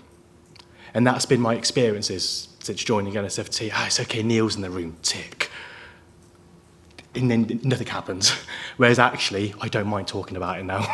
It's fine because it doesn't feel as if I'm being wheeled out of the cupboard. It feels like there's something genuine happening here. The other thing that I've noticed within teams as well, there's autonomy to teams. I guess the word I'll use is courage. Courage to have a discussion when you're not in the room. And I don't have to be the person in that room driving the conversation about race equity now. That just happens. But I guess some of the challenge around that and the reality of where we need to go and next steps is that's happening in the minority. I guess in this room today, we're preaching to the converted. The videos, can we assure ourselves everyone has seen these videos and had the impact and that element of reflection, and what are the next steps for those individuals? We've got some fantastic initiatives around the anti-racism lunch and learn sessions, Roots for Success, and the reciprocal mentoring. Again, we're hitting a minority, and it's that minority of us that are doing the heavy lifting. What about, and I say it in the video, what about you can ignore one voice, you can't ignore 5,000, so how are we doing this together? My worry always is that race equity, inclusion is seen as a special project, and that allyship can be the one thing that you just tick off once a month. It needs to be an active choice every single day. Logging in, logging off is something that's built into the fabric of the organisation.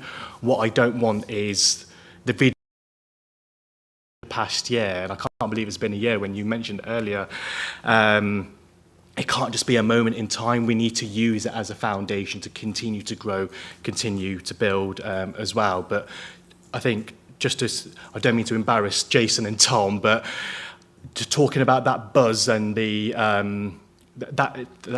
can't put it into words, you can't put a metric to it, but the visibility and the leadership that Jason shows as the exec sponsor for the Reach Network, Tom, the conversations that we had last time in the sponsor session for Roots for Success, but then it's the continued, well, let's go do something about it, let's get after it, let's do it, and this is when I talk about the momentum growing and whatnot, because then everyone else who's not here today, I feel confident enough saying everyone else is starting to feel the same way, and this isn't just a Talent Percy and Neil thing.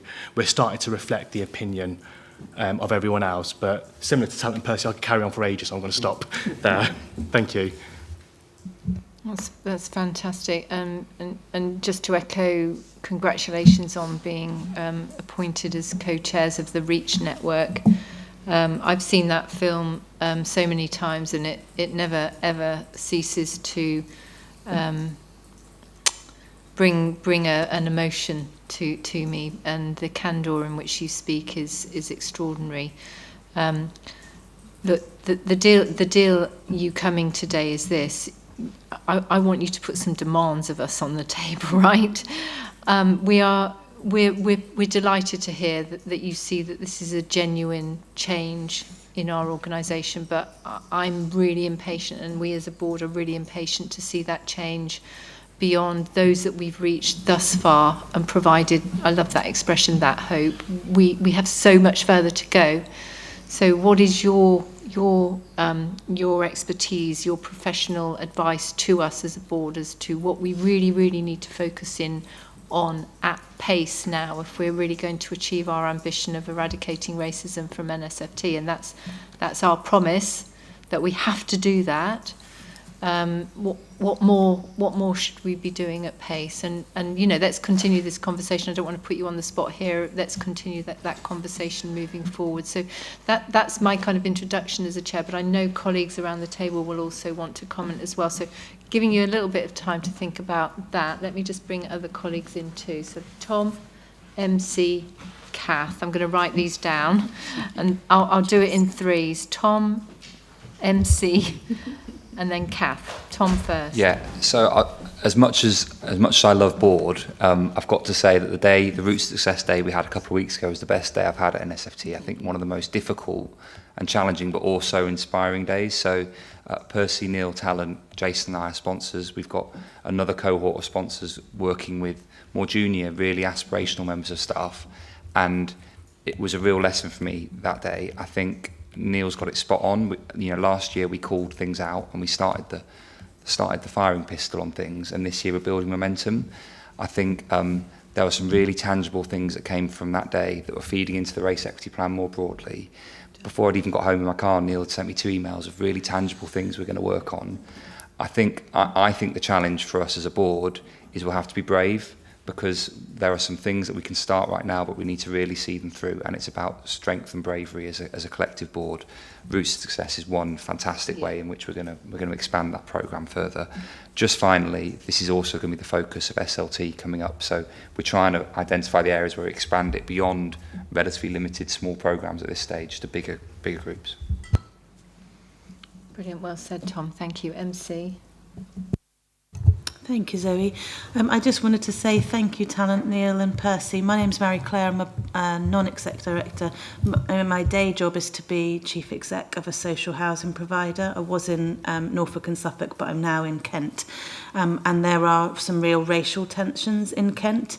And the work that I think NSFT has been doing around race equity and us no longer being a racist organisation, but the commitment that you have all made as colleagues to help us do that better hasn't, in my view, just delivered change here in the trust. So every time something great happens here as a leader, and I won't be on my own in this room, many of us wear multiple hats, we sit on different boards and work in different organisations, we take it out of the trust too. I am a better leader for my staff group and the customers I represent because of the difference that you have made here.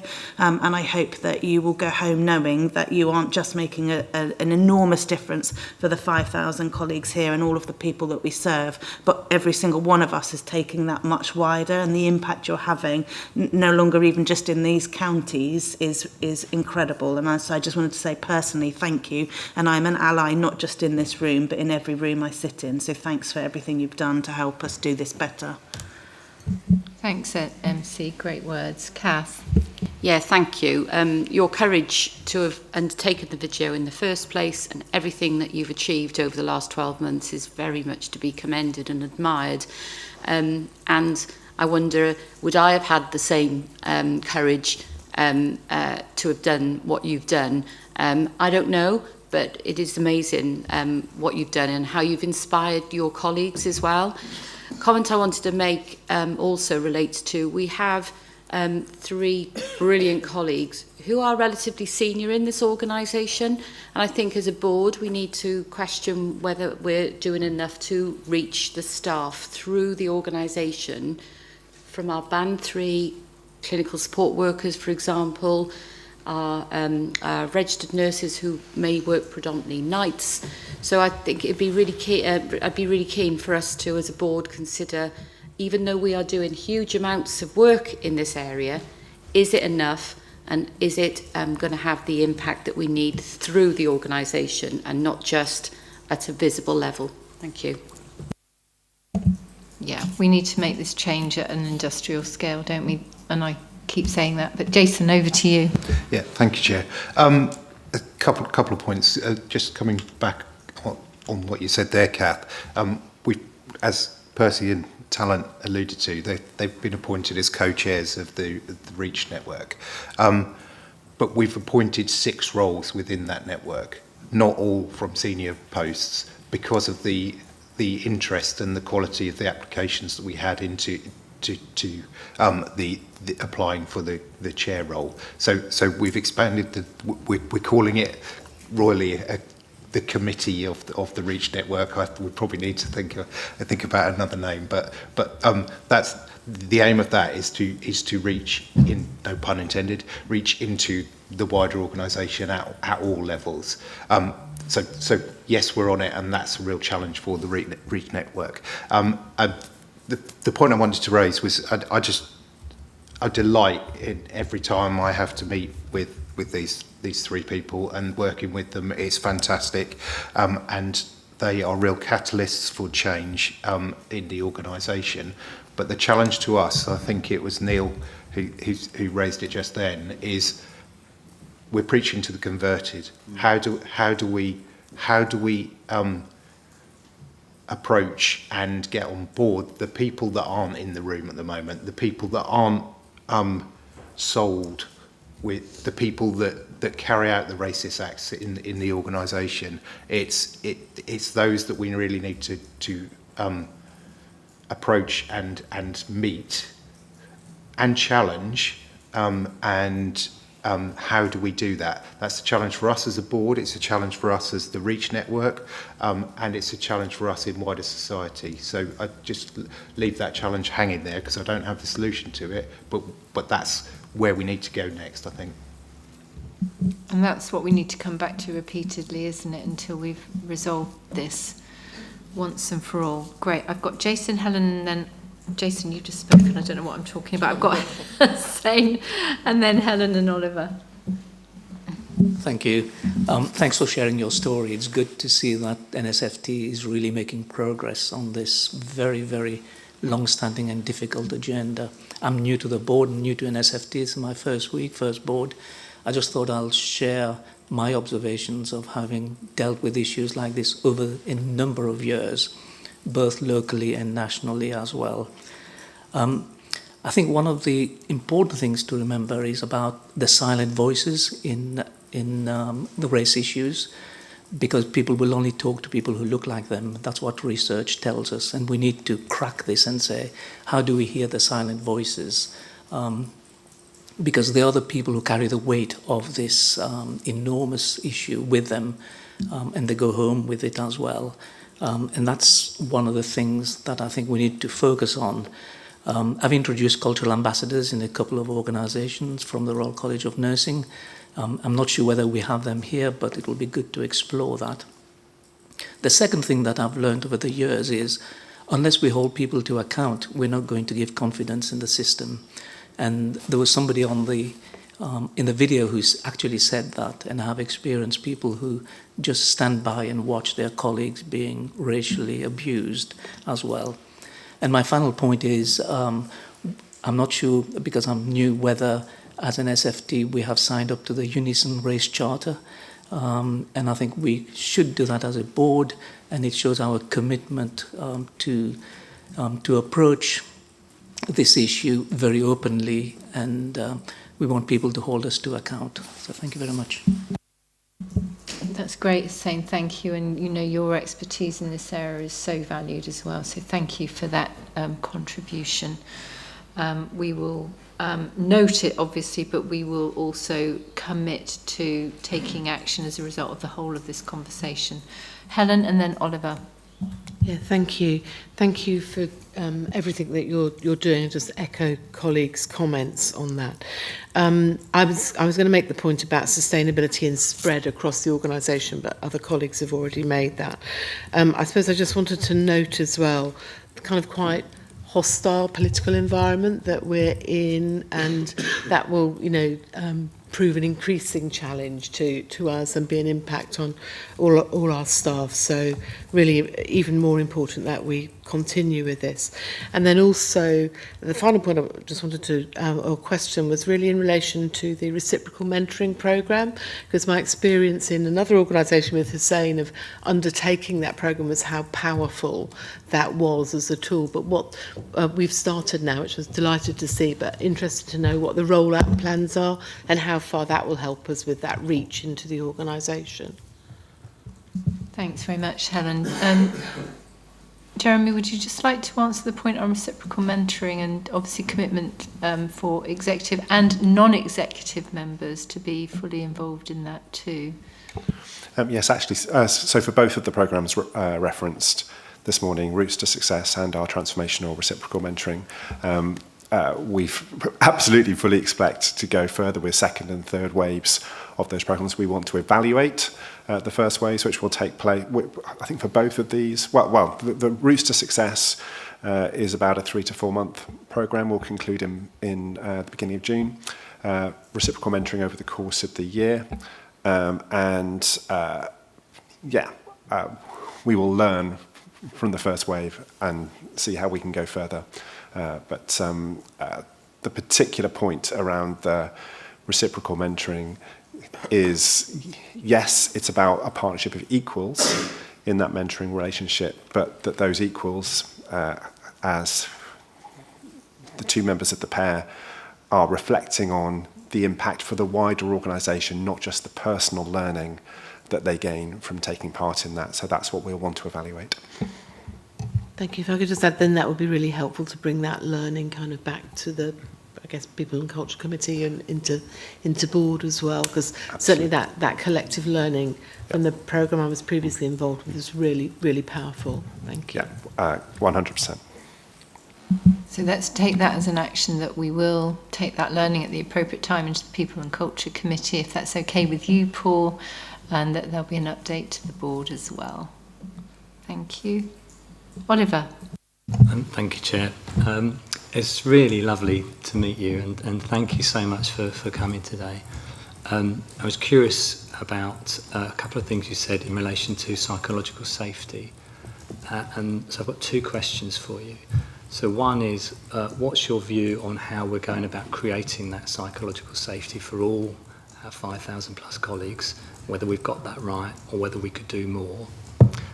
And the second bit is, in a sense, I wonder whether you feel a slight weight on your shoulders coming today to represent colleagues, and if you ever get to the point where you feel a bit wobbly about whether the direction of the organisation is still as committed as it should be, how would you ensure your voices are heard? How would we as a board, and particularly the non-execs, how would we hear, well, hang on, I think perhaps that energy and commitment may be waning slightly. Hopefully in the unlikely it would happen, but how would we protect you to ensure that we continue to deliver the work we need to do?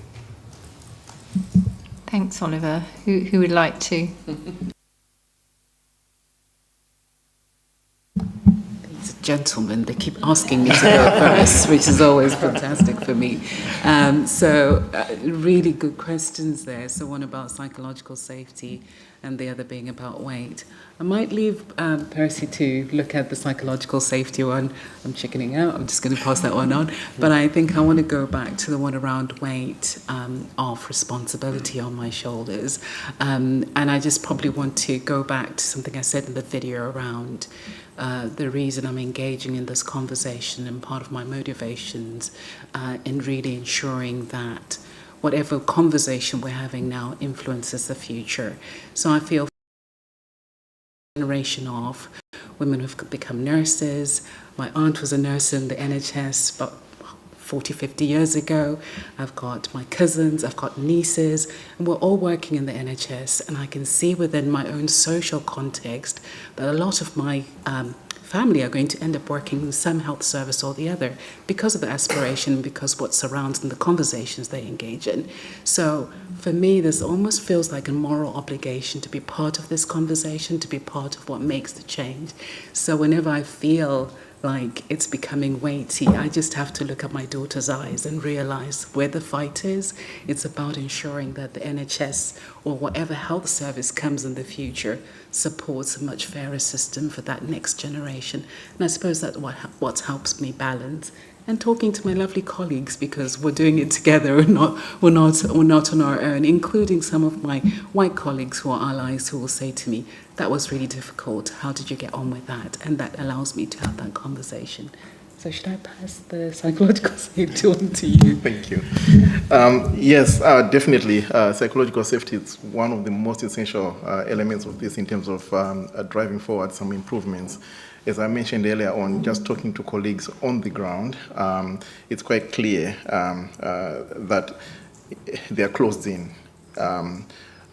Putting their voices out there in those teams that they are in their localities, it's a bit too difficult because they haven't got that open ground to be able to do that. It's them thinking, if I mention this, what's going to happen next?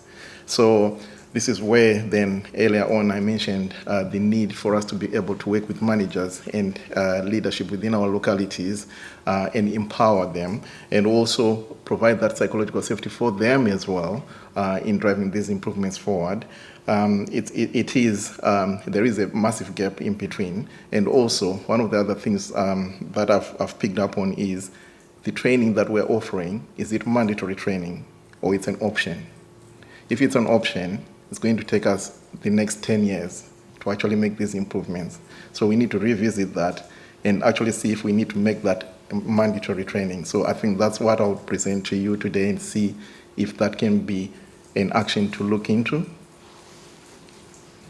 Yeah, really well said, Percy. And I'm sorry, Faisal, I'm going to ask you to go last, and then we're going to wrap it up. I'm going to come back to Percy, Neil and Talent to have the final word, really. And Percy's already made one request, one suggestion. Thank you very much around mandatory training. So let's hold that and let's take that forwards. But Faisal. Thank you, and thank you, colleagues. I was just really reflecting on that risk that you highlighted at the beginning, which is the idea that you have a small group of really engaged people in this work that we're doing, and that you've got 5,000 staff and it limits the impact. And we've all been thinking about how to grapple with that. And actually, if we get that wrong, the risk really is that we reinforce division as opposed to reducing division. And as we were talking today, the thing that struck me is this is way more than just an EDI initiative, and I think that's the key here. It's about safe, effective, well-led care. And the other thing that you got me thinking about is there are actually very clear metrics around organizational risk that link into this, and they could be around our recruitment processes and staff survey. They're very, very clear. And we're looking at those in a lot of detail, and we need to track those as we go along. Thank you. So it's been a great conversation, thank you. Taking chair's prerogative, what I would suggest is it is amazing that it's a year since that incredible day with Yvonne and all of us in that kind of lovely location on a lovely sunny day where there was that sense of hope. But let's not rest on any laurels here, because we want to see that pace and energy continue. I think Oliver's question was important as well, and I remember Yvonne saying to us that day very clearly, if you've got a problem with racism, you don't simply look to your staff of the global majority to solve it. I think it's really important that we put that out there and really clearly we are allies, and it is our responsibility as a board to lead and with all of you and all of our colleagues deliver on this. I think it's important that we say that. But let's come back in a year's time. Could we invite you back in a year's time to give us that real frank assessment of whether or not from today we are continuing at pace? So that's another action. It's only a small action, but that's another action. So mandatory training request. I'm not saying it's a done thing. I'd like to say yes, but I'm not in charge here, Percy. But we'll take that away. But this is your chance now, but also, moving forwards. Are there things that you feel really important that we hear as a board that we really ought to be doing? Talent. Again, I can see you going for it. Thank you. Yes. So I'm mindful that maybe part of my request is probably centered on the service in which I lead and the colleagues I work with and some of the challenges they're experiencing. And I know that's a priority for us to sort of work on. How do we ensure that when staff experience racism from our service users, the people we're here to care for and support, that we actually have robust support services around them.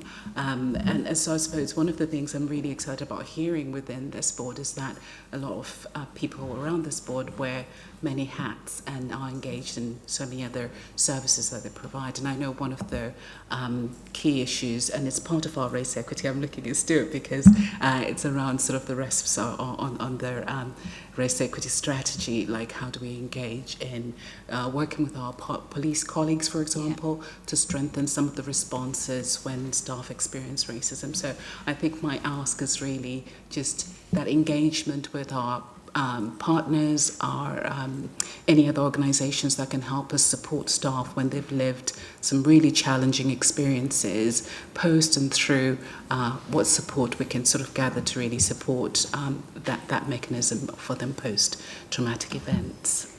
So important, isn't it, talent? It's action, not words, isn't it, on this? I'm conscious of time, so I think Stuart's going to say yes to that, but Neil?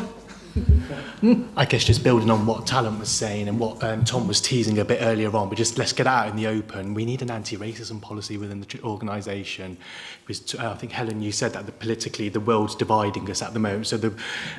So we are. I mean, politically we're divided, socially we're divided, but within the organisation we're also divided. And going back to the point I made, that yes, there's a minority of us who are happy to shoulder the burden and stand up, but actually this is everyone's collective responsibility, not just in this room, but outside within the organisation as well. So piggybacking on what Talent said, your engagement in the creation of that policy, we're doing this as a collaborative approach. So within the Roots for Success programme, Jeremy and Tendai are supporting as well from a people and culture perspective, but this is going to be co-produced, co-written, co-driven by those undergoing the Roots for Success programme, but also for those of us who are sponsoring individuals as well. So to have your engagement and using the analogy of many hats and experiences, would welcome that as well.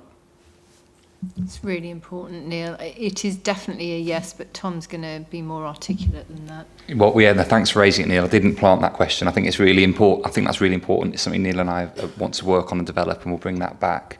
That's about being an actively anti-racist organisation, and the policies, one step to really articulate that. Yeah, really good. Stuart? Yes, Talent, absolutely. Yeah, I couldn't agree more. There's lots of work we need to do. I'm the lead for that particular piece of work around staff and patients. I think it's massively underreported in the organisation as well. There's work we need to do on that. There's also work we need to do on the expected behaviour that what we're willing to tolerate as an organisation and what we're not, and what sort of actions we can put in place to support staff when they have to unfortunately hear abuse or be sort of abuse directed at them, and therefore the police do need to be part of that conversation as well. So we'll be having that conversation through my work stream, certainly, Talent. Absolutely. Thank you very much for that clarity, Stuart. Percy?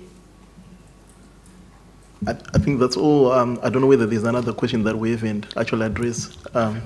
I mean, other than the mandatory training which you've talked to us about, is there anything else you'd like to bring to the table now? No, I think that's about it, really. And also, it's just to thank everyone in here for this opportunity. And any questions, now I feel more comfortable to even put forward any questions that I might have on the agenda to the board as well. And can I also take this opportunity to thank Kath, who I'm doing the reciprocal mentoring with. It's been a brilliant journey over the past 12 months as well, and thank you so much, and thank you, everyone. Thank you very much indeed. You've been brilliant.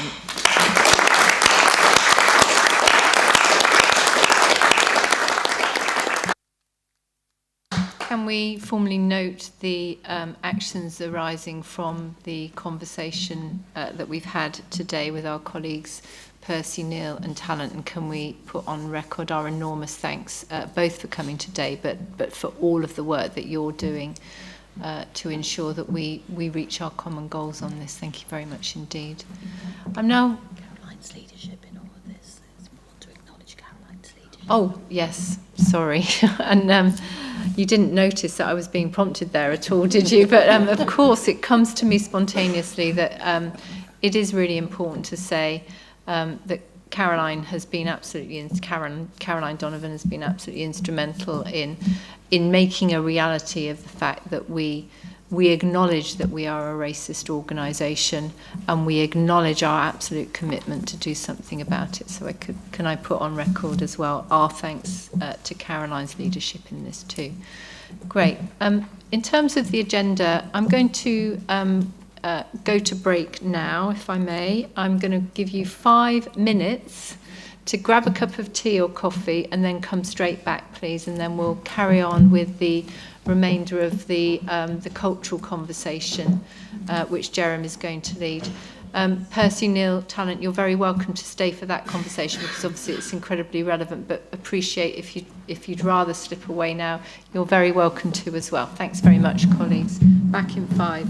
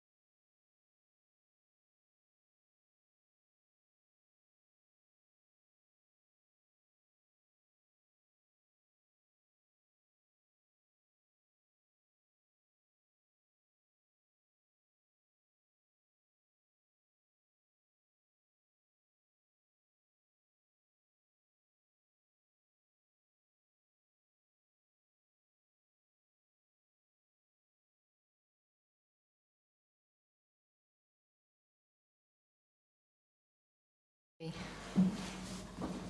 Kath. Thanks very much indeed, colleagues. Welcome back. Colleagues will appreciate we've just had a little bit of fine-tuning around the agenda, so we bring the meeting in on time. So we are now going to move on to the People and Culture Committee Chair's report, and I'm going to invite Paul to introduce. Thanks, Zoe. I'll try and keep this brief because we've got two large substantive items, I think, following this particular report. So just to say, at the committee we focused on three areas, two of which, the staff survey results and the EDI improvement plan and race equity compliance report, are on this agenda quite rightly because they're so important to driving forward our culture improvement. The third area was around safer, kinder, better employee relations improvement plan, which we received positive assurance on, and progression's been made, and we will continue to monitor that as throughout the year. Just to say, we were also joined by our colleagues who we've heard from today about their experience of working in NSFT, and that really did set a really compelling backdrop for the conversations that we had around the staff survey and our EDI plan. And I think that's obviously set the context for our conversations today. We also looked at our key performance indicators. We've highlighted two alerts to and escalations to the board. The first around sickness absence, which continues to rise despite some early signs of improvement around long-term absence. I think we reported last time that the committee will look again in detail at our next meeting to ensure that we're aligning our staff health and wellbeing strategy of the driver to ensure that we're tackling the drivers of sickness absence. The second area is a sustained downward trend in appraisal completion rates. So we know that appraisal's a critical role to play in developing our culture. And whilst we had some reassurance that the executive team and the senior leaders were looking at this, we didn't see evidence of a plan to reverse the trend. So we agreed to escalate that basically to board to ensure that you were cited. Just very quickly, we had a really detailed and comprehensive report on the staff survey, which I think we've received today as well. We were impressed by the level of analysis supporting the work that's been done there. And we supported enabling localities and teams to take ownership, which is one of the recommendations in there. But we're also conscious that this needs to be sustainable change, and therefore we should be looking at this as a long-term strategy, not just a response to this year's results. And finally, we also discussed the EDI improvement plan. And we received three key reports, which I think the board just needs to be aware of. We received the Workforce Race Equity Standard Report, the NHS Workforce Disability Equality Standard Report, and our Gender Pay Gap Report. And all of those reports illustrate the continued challenges that we face in developing an inclusive organisation. So the conversation that we're going to have today about EDI is pretty crucial to that, because I think what we've heard is we're seeing some of the conditions for success around that being put in place, some hope being developed in the organisation, and also some architecture being put in place that will ensure that we focus on delivery. But we're yet to see all those actions that we've sort of set out in those reports gaining traction. So that's the next stage, I think, in the work that we need to do. So I'll stop there, and if there are any questions, happy to take them, and Jeremy will help support that, no doubt. Yeah, that's really helpful, Paul, and obviously it's just a reminder to colleagues who may be considering the work of this board. It's important to emphasise that our board committees are part of the board, and although they don't take place necessarily here, they're outside of this process. We do have Council of Governor members who attend those as observers, which is great, and you can just hear and see from Paul's report the depth of the kind of the oversight and the assurance that's sought through that board committee process, which we don't repeat here because that's the very job of our committees, that they do that there. But Paul, I am conscious that you have escalated to the board as chair, and together with Jeremy, the appraisal completion rates. I'm going to hand over to Jeremy now. Jeremy, if there's anything else in the IQPR, because obviously that's presented through you to us today. Is there anything more you wanted to say about the IQPR, and specifically, what, if anything, would you like from the board in terms of the discussion around the appraisal completion rates? Yes, thank you, Chair. This was something that, as Paul described, we flagged in committee, as it shows in the summary view of the IQPR on page 205. We have 2 of our localities who are not meeting trajectory for appraisals. Interestingly, we don't list our corporate services in this tartan rug, and we absolutely must. And hopefully I think that's in our development plan for the IQPR. So for our corporate services, all of us as executive directors have submitted an improvement trajectory to get us back to compliance by the end of April. So that's something that we as the execs will monitor throughout this month. Is that across the whole of the organisation, Jeremy, just to be clear? So that is for our corporate services who are most off track in terms of our appraisal trajectories.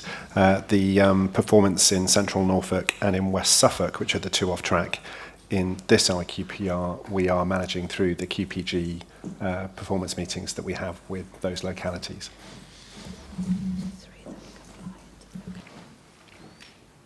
Okay. I'm going to press a little bit on this. It's been escalated to the board. What would you like from the board? What would you like us to do?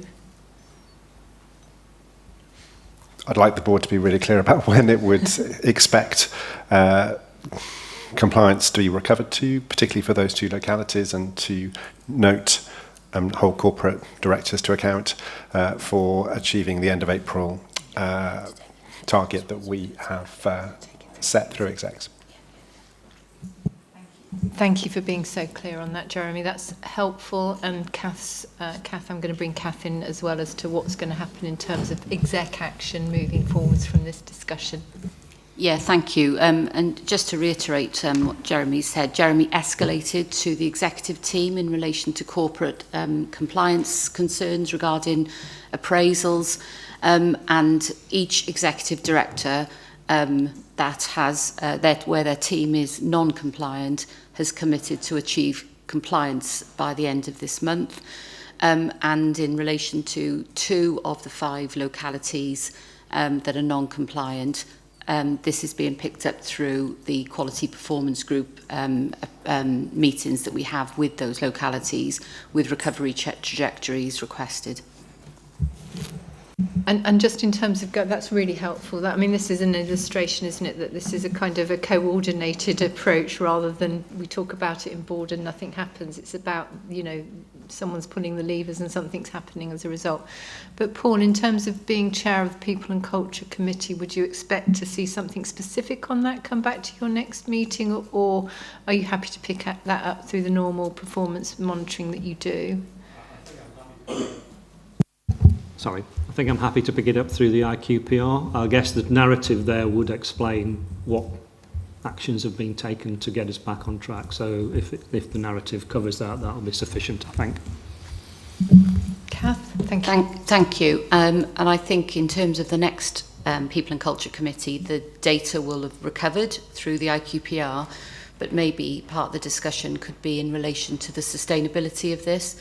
As a metric, the risk is it could fall off its perch again or at any point through the year. So it's about what actions are being taken by the executive team to ensure that we don't have another drop-off through the year. Thank you, and thanks for that clarity, both Jeremy and Paul and Kath. So, Jeremy, I'm going to come to you to check whether there's other parts of the IQPR that you'd just like to walk us through. But before we do, can we just note on the back of Paul's report that the escalation on appraisal completion rates has been considered at board, and that there is a clearly articulated plan through Jeremy and Kath for there to be executive action, and that will then be fed through back into the People and Culture Committee for further reporting through to this board at the next cycle. So thank you very much indeed for that. Jeremy, back to you now for the kind of the broader question around IQPR. Yeah, nothing further to add in addition to what Paul has already highlighted through his chair's report. Thank you. Okay, so team, board colleagues, we've got the IQPR in relation to people and culture in front of us. We've heard Paul's report as the chair of the committee. Is there any questions that anyone has in relation to where we are on this really important area? Linz. Thank you. I wanted to ask a question over sickness rates. So part of the narrative for this is that there's going to be training rolled out across leadership, across managers, across the organisation. We have a high number of leaders and managers. How and when will that be rolled out? So this is training that's being delivered within our localities. So through the QPG meetings, we track the delivery of that. The new HR business partner team are delivering that training to the managers in their localities. I will take an action to come back to you, Linz, on when we would expect that to be completed. I don't have a date in front of me, but I will get back to you. Thanks very much, Jeremy. Any other colleague questions? No? Could we therefore then note the IQPR insofar it relates to people and culture, and could we also note the report of the chair of the People and Culture Committee? Thank you very much. Let's move on to the next item, which is the staff survey results. And Jeremy, back to you. Thank you. So colleagues, you will recall that in our development session, we have already spent time as a board going through the detailed findings of our staff survey, and you've also spent time with some external experts that we're working with who have helped us to do a really deep dive into our data and to understand some of those key drivers that we think are the priority areas for action. So whilst there is a real importance to sharing this report in public today, I'm not going to spend too much time going through what the results say, because we've done that. There are a number of different perspectives in this report around our organisational averages, our position relatively compared with other provider organisations in Norfolk and Suffolk, and also an acknowledgement of our disappointment that our scores are relatively unmoved compared to last year at organisational average level, but as well as that, real appreciation of the level of variation that we have within the organisation, and making sure that we celebrate and appreciate those services and teams where scores are positive around staff experience and staff satisfaction, and using that to help spread good practice, as well as then draw our attention to those teams and services that are much more in need of support. What I'd really like to spend the time on today is just by way of briefing in relation to what we're doing about this, because I think that is much more important. For reasons of timing, that isn't reflected in this paper because this work is very live and very current. So if I could just give you the headlines for that, and then certainly through People and Culture Committee in May, we will share that detail really fully, including the delivery plan for what we're going to be doing over the course of this year. This plan is really ambitious. By September, we want to have engaged at a face-to-face level with every single member of staff in our organisation. The priority, our priority is our leaders and managers across the organisation. So we recognise the significant impact that one's line manager has on your experience at work. It makes 70% of the difference to your views as a member of staff. the relationship, the support, the team environment that is created by line managers and team leaders.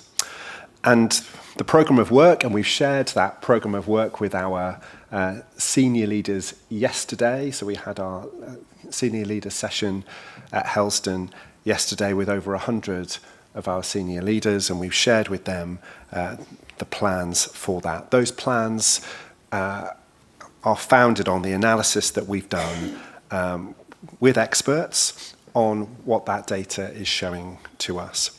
The plan identifies 6 key attributes of leadership that we want to promote and that we want to develop our leaders and managers to exemplify in their practice. And more importantly, there are 2 golden threads that run through this work that really ties with what we've just heard from our colleagues earlier. And those 2 threads are around psychological safety and around the importance of inclusion and inclusive teams. So what we want to do through the leadership development that we will do across May, June and July, we'll have 3 sessions. Every single leader and manager will attend those 3 sessions across May, June and July that will give them the practical tools, the skills, the confidence to lead in a way that absolutely aligns with these 6 key attributes. And then beyond that, we will then be planning and delivering sessions for every single colleague across the organisation. I appreciate that's not reflected in the paper today. It's very emergent work, but it would be I think it'd be wrong to not mention it here today, because of course what we do off the back of this deep insight from the staff survey is what matters. And I think that is the question that board colleagues would have of me and the exec team today. So that's, as I say, that's the action. One of the things we've really wanted to understand from the analysis that we've done is what should we prioritise? What is actually going to make the most difference to how staff feel? Because when you're faced with a set of staff survey results that we have, it can feel a bit overwhelming. Where to start, where to prioritise. So the work that we've done is around key driver analysis. So when we look at our data set in different ways, what shows the highest level of correlation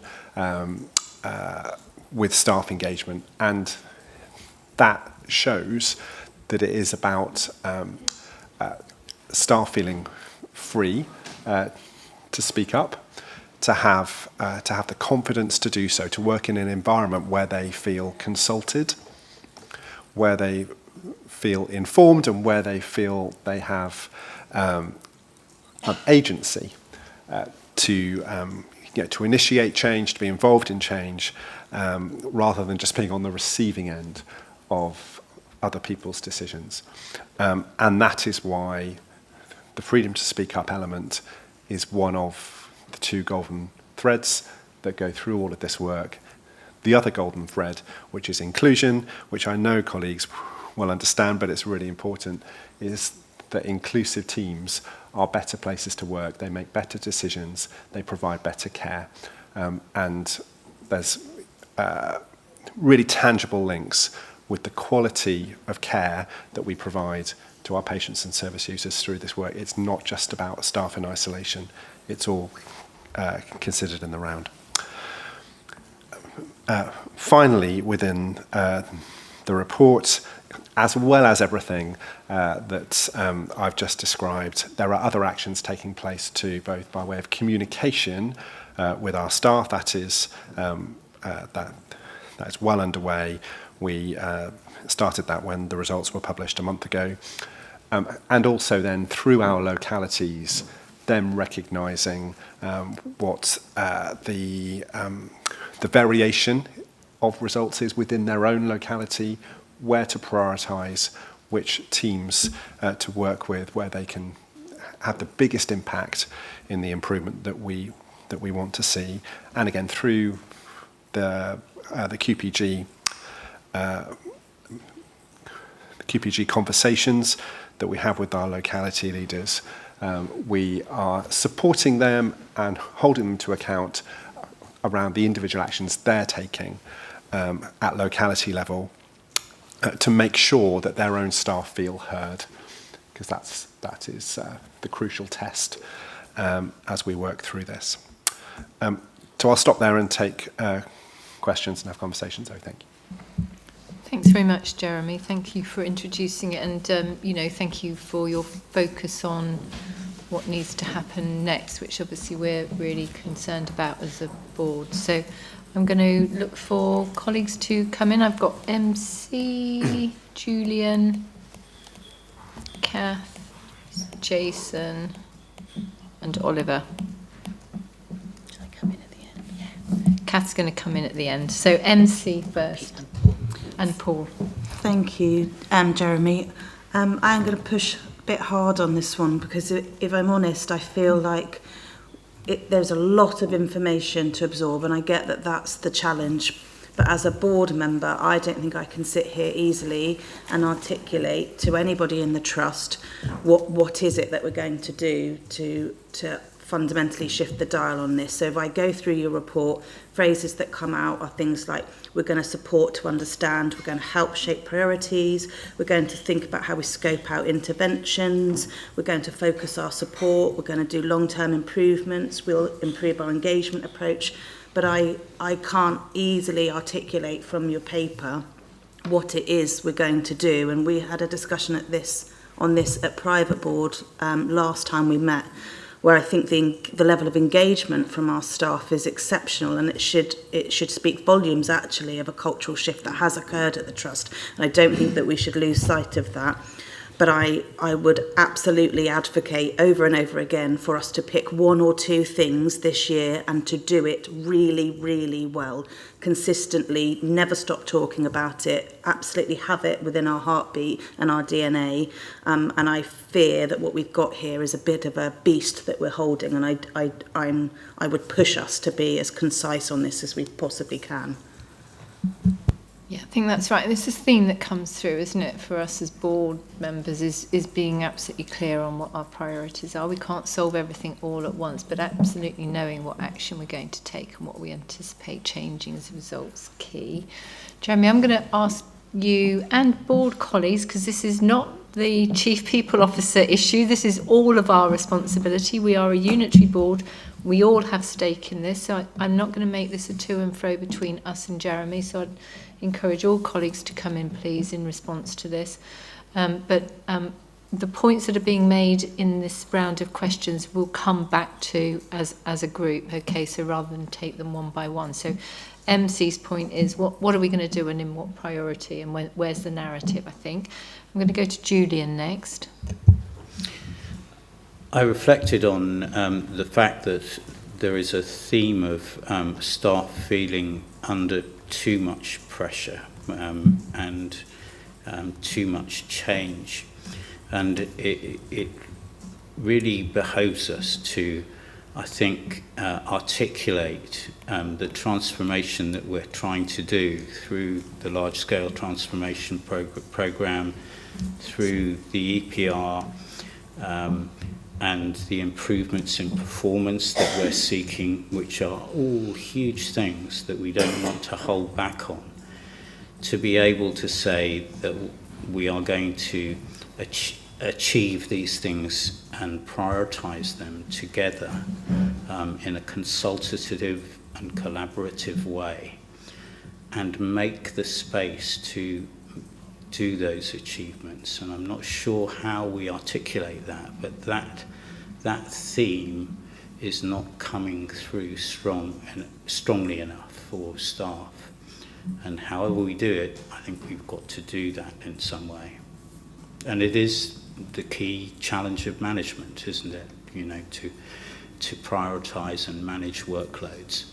But we're not managing to communicate that and make the space and engage our staff in actually understanding that some of the things we're doing, particularly on the technological side of things, is actually going to make things better in the medium term, if not the short term. Yeah, thanks very much, Julian. Jason? Thanks, Chair. My comment is actually a bit of a response to NC's question. So I think this is a seismic change in the way we've dealt with the staff survey from previous years. We haven't had this level of analysis, but one of the things that particularly came out of the analysis from me is the variation across teams. And whilst we want to pick out those key elements across the trust, if we do that, we're missing the variation by team point.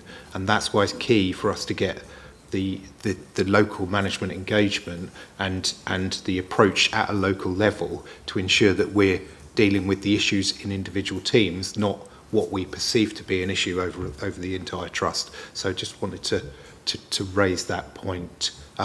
And the event yesterday, I think, was the starting point with our senior leadership team. Obviously, there's going to be managers below them that manage individual teams, and they're the real touch points for the majority of our staff. And that's the key when we get that engagement at that sort of mid-management level, I think. I mean, one of the questions we are going to ask as a board is, are we investing enough resource to support this work to happen? And I think that's key for us. And it would be quite nice to get a frank answer on that today, because what we cannot do is set ourselves, and particularly those executives leading this, up to fail from the get-go. Thanks, Jason. I might come to you on the money question later. Oliver. Thank you, Chair. Well, one of my points was just to sense check with colleagues about whether we've got the right capacity, because of the amount of work that's required here to get a better outcome for our colleagues. I suppose there was two things in my mind particularly, is in terms of what I heard from you, Jeremy, was there's going to be a couple of golden threads, that those are the ones we're going to go after in addition to the sort of locality bit. So it'd be good to see that sort of written down, I think. So you switched off, I think. Gosh, most people enjoy that moment. So I'd be keen to know what do our senior leaders and our staff networks think of the plan? Have we sense checked it with them? And I suppose just mindful of the psychological safety part of the conversations and the staff survey pieces, about are they able to give that feedback in a sort of non-attributable way? So so it's really sort of co-designed. And I guess the other bit is for a board, and again, in my experience, changing organisational culture it takes some time, and it's my understanding, next drawdown on the staff survey will probably be, it's normally around September, October time-ish.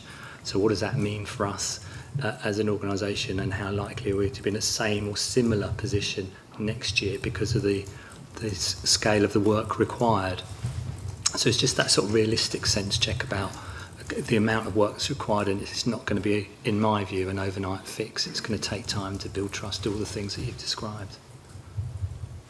Yeah, absolutely. We're not expecting to answer every single one of these questions in depth today, but we need to work out a strategy for coming back through people and culture and to board when I come back to whoever's going to respond, to give us a kind of a route map through this, appreciating, as Jeremy has absolutely said, this paper in front of us shows the kind of forensic depth in which we're now able to use these results, and 68.2% of our staff actually engaging in our staff survey, a 22% increase in what we saw previously, is positive. It means that staff are engaging with us.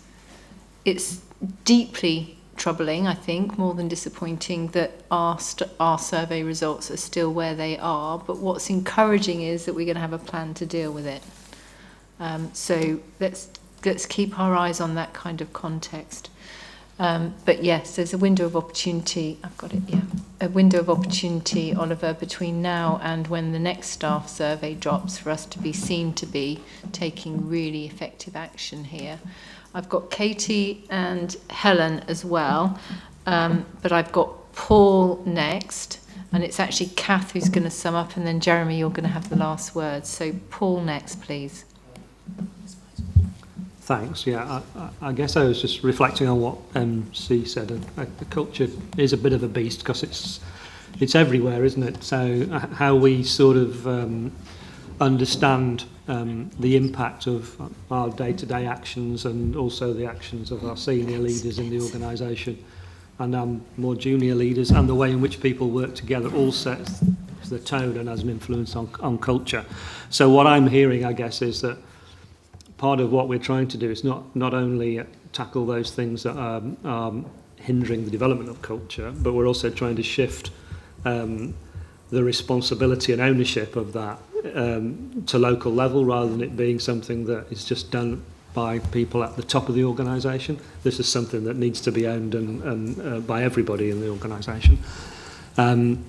I guess one of the things that helps around that is having a clear articulation of the culture that we're trying to create, and also having a clear articulation of the leadership that we want to see delivering that. So it's good to hear Jeremy talk about those 6 attributes. I think we maybe need to socialise that and make it much clearer.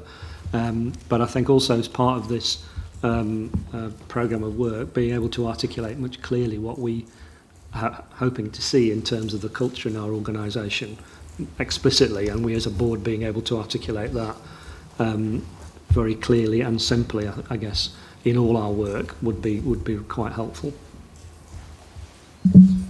Yeah, I think that would be really valuable as well, Paul. Thank you very much for that.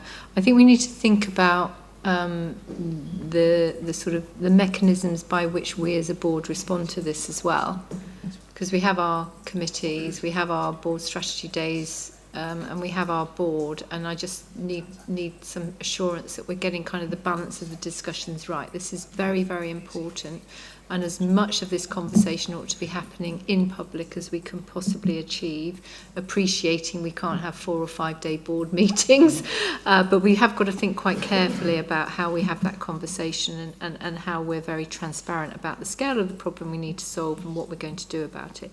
I've got Katie, Helen and Faisal, then I'm not going to take any more questions, I'm going to go to Kath and final word to Jeremy. Katie.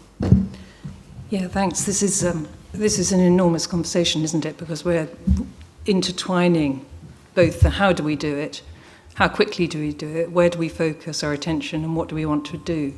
And in a sense, that's bound to happen as we get more and more data and more of a handle around what's going on. So the governance is going to be tricky, and I think that we're doing a really good job of getting the ball rolling, because we have to move on some of the data that's come through. And I was struck by that we've got conversations about what we're doing in teams, and we've got conversations around a narrative which focuses on 2 or 3 key areas. We have to do both of those, I think. And but the thing I think is that we know that culture starts with leaders, and we're diving into the culture. And I just wonder if we need to take a step back and I don't want to set more strategies running, but there's something around a leadership strategy.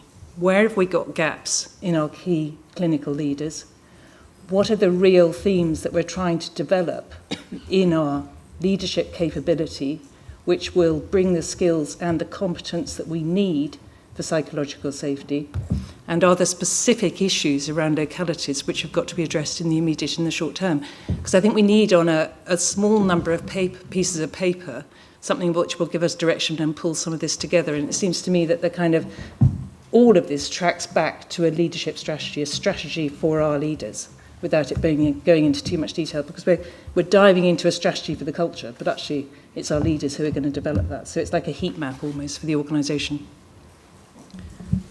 I think these are really valuable contributions, and we'll take them away and work out how we're going to deal with this. I think what's really encouraging, and I'll just say running commentary as we go along, what we're not prepared to accept, and none of us are saying this in this room, just to be really clear, is, well, of course the staff survey is going to be difficult because we're going through so much change. That's a no. We do not accept that that's a position. We have to move beyond that into our staff feeling valued, engaged, accountable, and part of the change process. So I think it's just worth underscoring that, and Katie's point around leadership is part and parcel of that. Thank you. Helen, and then Faisal. Yeah, thank you. I was just thinking a little bit more, Jeremy, about what you were saying about the golden thread about inclusive teams, and just reflecting back to a visit that Kath and I did a few weeks ago to one of our community teams, where they were talking very frankly about issues about morale and workload and other things, and actually that triangulated when we did that deep dive with what was showing up. With a kinder life. But they were saying, just in very practical terms, they used to have team days, and that they had been stopped for a range of reasons. And they were talking quite powerfully, I think, about how they used to be a way of just taking some time out, working together. And I just wonder whether just something very simple and straightforward rolled sort of through about what does it mean to be an inclusive team might start to get us into the sort of level where people need to feel differently about the team and the organisation. Yeah, absolutely. And of course, that's a combination of having protected time as a team to have that reflection, but also it's about the day-to-day practices of leaders and managers that help set that right culture. And as Zoe describes, it's about how we do things, not about whether or not we make change happen in our organisations, about how that happens, and doing that in a way that is genuinely empathetic and engaging. Thanks, Jeremy. Faisal? Thank you. I'm happy to give way. My point's already been made. Thank you. Okay, thanks very much. So, Kath, and then finally Jeremy. Yeah, thank you so much. There's a few things I wanted to point out. You can see in the paper we've engaged with an organisation called A Kind Life, which is something we've never done before, and that is really underpinning the work that we are doing, partly understanding the data. Yesterday was really helpful at our senior leaders all-day event, where we talked about the variation across the organisation, and we have got some exceptional teams, and then we've got some very challenged teams, and that there is the need for us to learn within the organisation, but also look outside. In terms of yesterday, Oliver, to your point about people being able to provide non-attributable feedback, that was an opportunity yesterday from senior leaders. We will do the analysis on that work, on that feedback, but I think your point about our staff networks is really well made, and we need to think about how we take the plans to them and seek the views from a very diverse range of colleagues across the organisation. Communications. So whilst our communications within the organisation to our colleagues has improved significantly over the last 2 years, there is still so much more to do. And actually the people that we're reaching may not be those that are accessing the communications and information that we're sharing through traditional routes such as emails, etc. So Tom, I'm looking to you, working with Rebecca in relation to how we really strengthen the plan with regard to how we are communicating actively with our staff.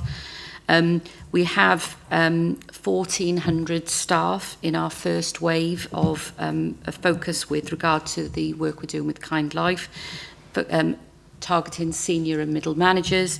And what we do know is local leadership has the biggest impact on people's experience and how they feel in the workplace, which is what they report within the staff survey. So really working on and working with our leaders, including development, because we have a range of capability within our leadership teams across the organisation is a big area of focus. We've also got our leadership conference in July, which this will be a significant theme of that leadership conference, and there will be 400 colleagues from across the organisation who will be joining, and we will be asking for them to be key owners in relation to the work that we're doing. But what I would say is the scale of this isn't, we're not going to see a miraculous improvement by the next staff survey, but we do need to see improvement, there's no question. So we will need to be focusing on those areas that will have the biggest impact on our workforce and how they feel. So I would propose that we bring back to the next board meeting, which is at the beginning of June, the more detailed plan. Now, as Jeremy said, this was work in progress. Bring back to the next board the plan, the detail of what we're doing for board contribution and assurance. Thank you. Thanks very much, Kath. Well done as well. There's lots of points we've picked up through the conversations, isn't there? And Kath had a valiant response to that, so much appreciated. And I'll come to Jeremy, and then I'll just wrap up succinctly. Jeremy. Yeah, not much to add to that.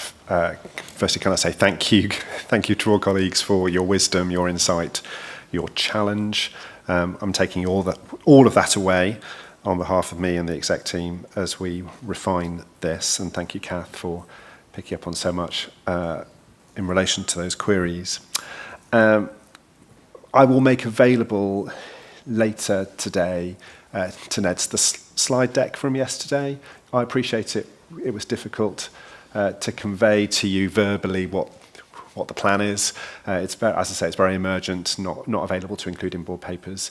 But I will share those slides later today so that you can see that. And of course, through People and Culture Committee in May, and then to next board, we'll do what Kath described in terms of the detailed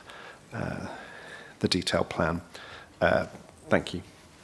That's great, and we've obviously captured the richness of this conversation and the quite rightly the challenge from the unitary board. You know, we've seen executives challenging executives, and Ned's also coming in with suggestions as to what might work, which is lovely to hear. That's exactly what we want to do. But I do think we need to coalesce this, as you both said, around something that's a little bit more tangible for us as a unitary board that we can consider together, which does require it to come back to the next board, having gone through the appropriate executive committees. What I'm hearing, which is really important, is we've now got a good analysis of what needs to change. We're hearing our staff voice much more clearly than we ever have in the past, and we're not prepared to accept averages as the answer or excuses as an answer. And what we're clearly saying, and we heard this very clearly from Jeremy, is that local leadership is fundamental, and giving local leadership the freedom and flexibility to address the concerns locally is fundamental to the success. What we'd now like to see is that articulated a narrative that we can explain across the whole organisation. So I think that's the challenge for us, isn't it? We do want to take action rapidly. We do want to see changes in our staff survey results next time round, and the plan that's behind delivering that will come back to board through the People and Culture Committee. Thank you, colleagues. Is there anything else to add, or is everyone happy to proceed on that basis? Great, thanks very much. Let's move on. And Jeremy, thank you for that. It's a monumental piece of work, so really appreciate all you're doing. Let's move on now, if we may, relatively rapidly, not because it's not important, but because we've spent a lot of the agenda today on this, on our race equity update paper. Over to you, Jeremy. Yes, thank you, Chair. So the People and Culture Committee Chair's report referenced that this item did come to PCC last month, given its relevance to our accountabilities. As a whole board, wanted to include it in today's agenda. This is the overarching framework for which all of our responsibilities for equality, diversity and inclusion will be managed through. It is something that we've not had before, so we have done and are doing all the various elements of this, but it has not been brought together into a holistic 3-year plan in the way that has been done for us to approve today. I will take the paper as read, but what I would like us to appreciate is, of course, what this is trying to do is to cover off both our absolute ambitions for the culture of this organisation and our accountabilities as a board for that, with our statutory responsibilities that we hold both within law and within healthcare regulation for the various frameworks that Paul referenced in his chair's report earlier that are absolutely fundamental. So I welcome questions and comments. I hope that the board feels assured that this has been through committee, is being put in place as that overall framework to bring together all of our responsibilities across all of the protected characteristics. And I welcome the board's endorsement with any other questions. Thank you. Thanks very much, Jeremy. Again, another really tricky issue, and the question I'll pose to board colleagues is, having seen the ambition that we're describing in this report, my question is, are we being sufficiently ambitious, and are we doing so at sufficient pace to achieve the change we palpably want to see happening? So ambition and pace, is it what you'd expect to see, board colleagues, to frame a little bit of a discussion around this? I've got MC. Thanks, Zoe. I'm not sure I have an answer to your question, just more a suggestion for us to sort of strengthen this paper from a board perspective. I think that that kind of governance structure that's been laid out on the 4th page of the report could do with having the role of the board included. So we talk about the role of People and Culture Committee and the various other layers, but ultimately this board is ultimately accountable for making sure this happens, and I think we should be pushing for that to be a bit more prominent in the paper, because if it doesn't happen, it's on all of us. It's not on individuals within the organisation or the People and Culture Committee, even though I appreciate they will be doing some of the heavy lifting for us. Thanks, MC. Great. Any other comments or observations?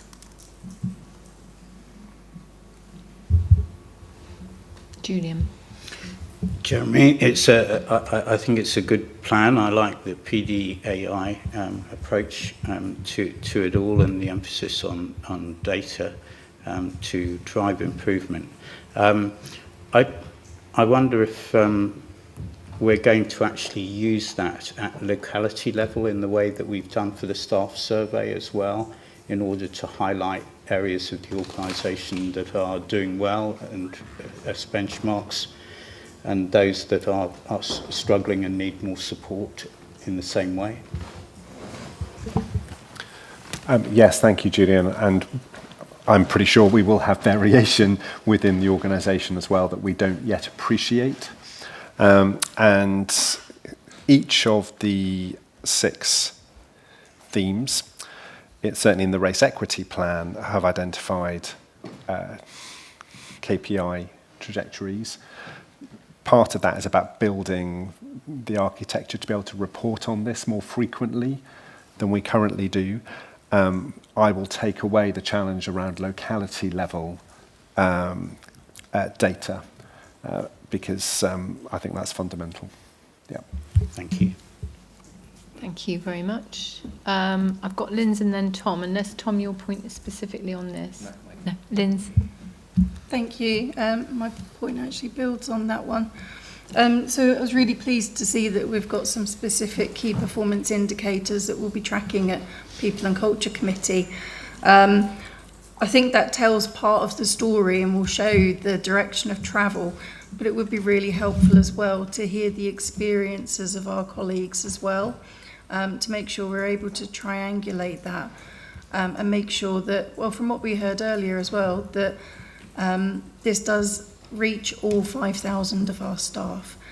So can you also include that somehow within the plans, so that that can come back to People and Culture or perhaps the board? Yes, Linz, absolutely. And we will continue to make use of the staff experience voice section in committee and at board to help achieve that, and also continue to promote the voice of our staff networks. That's great to hear. Thank you. Got Tom and then Stuart? So to answer your challenge directly, Zoe, about ambition and pace, I think the ambition is really strong, and I think that by delivering this, I think we could stand ourselves up, and as a model to other trusts. We know it's a national challenge. I think the ambition's good. I think the KPIs are really helpful. It's really helpful to set deliberate, hard KPIs. Linda's point's a good one about the qualitative as well. I think the challenge will be around pace in two ways. One, I think MC's already called out that we set ourselves pretty heroic timeframes for things. We've got, again, this is a large-scale change programme with a fairly heroic timetable.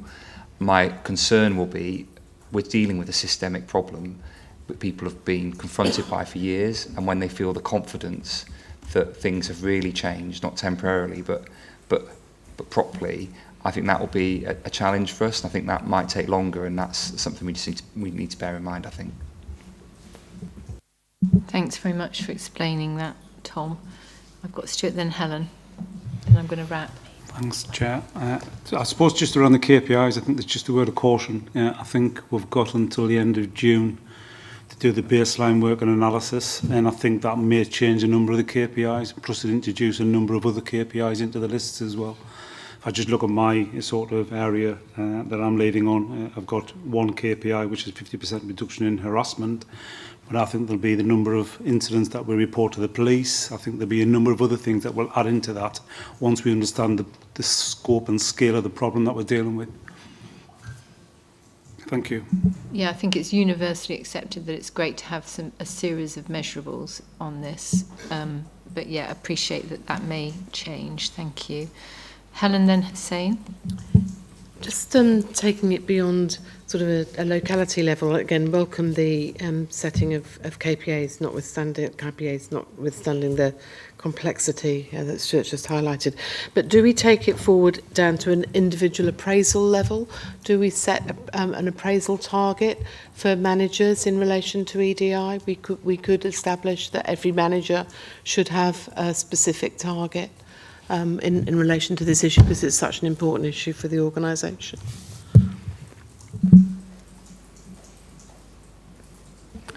Are you talking about performance objectives, Helen? So yeah, I think that's a good challenge, and something that I'll take away. Absolutely. Thank you, Hussein. Thank you. Thanks, Chair. I'm reading this for the first time, obviously. Please excuse me if I've missed some of the details here. It's a really good plan, but my worry is when we have KPIs with numbers, we tend to achieve those and missing the point about outcomes for the staff. And I'm just thinking out loud, if I walk around the organisations, would the staff be able to relate to these, to the plan? Because they look like a strategic plan for the board to achieve. And I'm just looking at it from the floor upwards to say, have we got clear outcome measure that the staff will relate to when we go round? I think it's an important point, isn't it? It's that blend of qualitative and quantitative indicators. I mean, I'd like us to have a measure of hope that Neil spoke about, if our staff increasingly got more hope that we're actually going to deal with this and we're dealing with it well. That's very nebulous, isn't it? But I think it's how people feel about this. And I think that's the point we're making as board members, which I'm sure Jeremy, if you'd like to come back on, or any colleague on behalf of Jeremy. I've not heard anything from Gary in all of this, and others. I'm going to call people out to contribute to this discussion, please. Jeremy. So this document doesn't exist in isolation, as you would expect. So we have our enabling strategy for people and culture, which absolutely sets the values of the organisation and the culture that we want to see. There are a number of dimensions to that, and one of those is around inclusion. The purpose of this paper is around our governance and making sure that as a board we have an overall grasp and plan of the governance and the tracking of what we want to be doing over the course of the next 3 years. And I agree with you that needs to be relatable to staff. They need to see that actually relates to their day-to-day experience, and that's in the communication, I think, of this as we take it forward. Thanks very much, and we'll have much more chance to really kind of stress test this through our board committees. Gary. Chair normally get wrong for speaking too much, so I've tried to be quiet today, and I'm getting wrong for that as well. Prizing it out. I mean, no, again, really just to support a lot of the views in terms of the pace. You know, the pace, it is challenging, but again, I think what we probably haven't covered is there's a real degree of staff enthusiasm, staff engagement around this, and we listened to the speakers earlier around feeling change in the organisation. Now, if you look at all of our improvements across, it's huge, the agenda's huge. But I think it's just how we manage that with our staff across the organisation. Because the biggest risk I think we've got, once you start slowing and you start putting the brake on, you know, improvement, transformation, that foot gets heavier and heavier, and then you're thinking, well, we'll sit with this amount here, and we can very, very quickly get into complacency, mediocrity. So I suppose that's the challenge back, but I think the plan is good. I think the pace will always be challenging, but it should be challenging to us, and it should be challenging to the organisation if we really want to get to where we need to go. I'll stop at that, Chair. That's very kind. Thank you, Gary. Indeed, your views are always welcome. Kath. Yeah, thank you. Really quick point. We can't separate this from the work that we're doing from a staff survey. That's how people are telling us how they feel, and some of that relates to discrimination associated with protected characteristics. So this is why this work is so important. I was reflecting on the role of the REACH network, the Race, Equity and Cultural Heritage Network, that we referred to earlier, that Percy and Talent are the newly appointed joint chairs. And when I look from the side at the enthusiasm and participation in that network, and the fact that even a committee or alternative term has been formed by people with real excitement and want to be part of that, I suppose my question is, with regard to the other networks, what Jason's support as the executive sponsor for that network has done is demonstrating what can be achieved in all of the staff networks. And I think it's incumbent on the executive sponsors for all of those staff networks to think about how we can step more strongly into that place, and try and learn from Jason's role modelling of how he's done that. I think it's to be really commended, and I think that will also help with reaching out, hearing the voices of staff across all of the different protected characteristics that are represented in this plan, and enabling them to be part of the change and the movement in that area. Thank you. Yeah, I think the key message is we all own this, don't we? This is all of our responsibility throughout the whole of the organisation. I think in summing up, I'm hearing that we think that there's strong ambition and a real commitment, but we need to be careful what we measure, and we need to measure the right things and have a very clear narrative around what it is that we're doing and why, including the role of the board. I think in terms of pace, we just need to be really clear, I think, on in your paragraph 8, where we're talking about year 1 being foundation and compliance. I don't think we actually mean that. I think we are definitely seeking improvement in year 1 as well as foundation and compliance, and I think we just need to be a little bit careful about not making it seem that we're going to, spend a year doing an academic exercise in reviewing it. We're doing lots of activity already. So can we just think about how we frame that? It's not really an accurate reflection, I think, of what we're doing.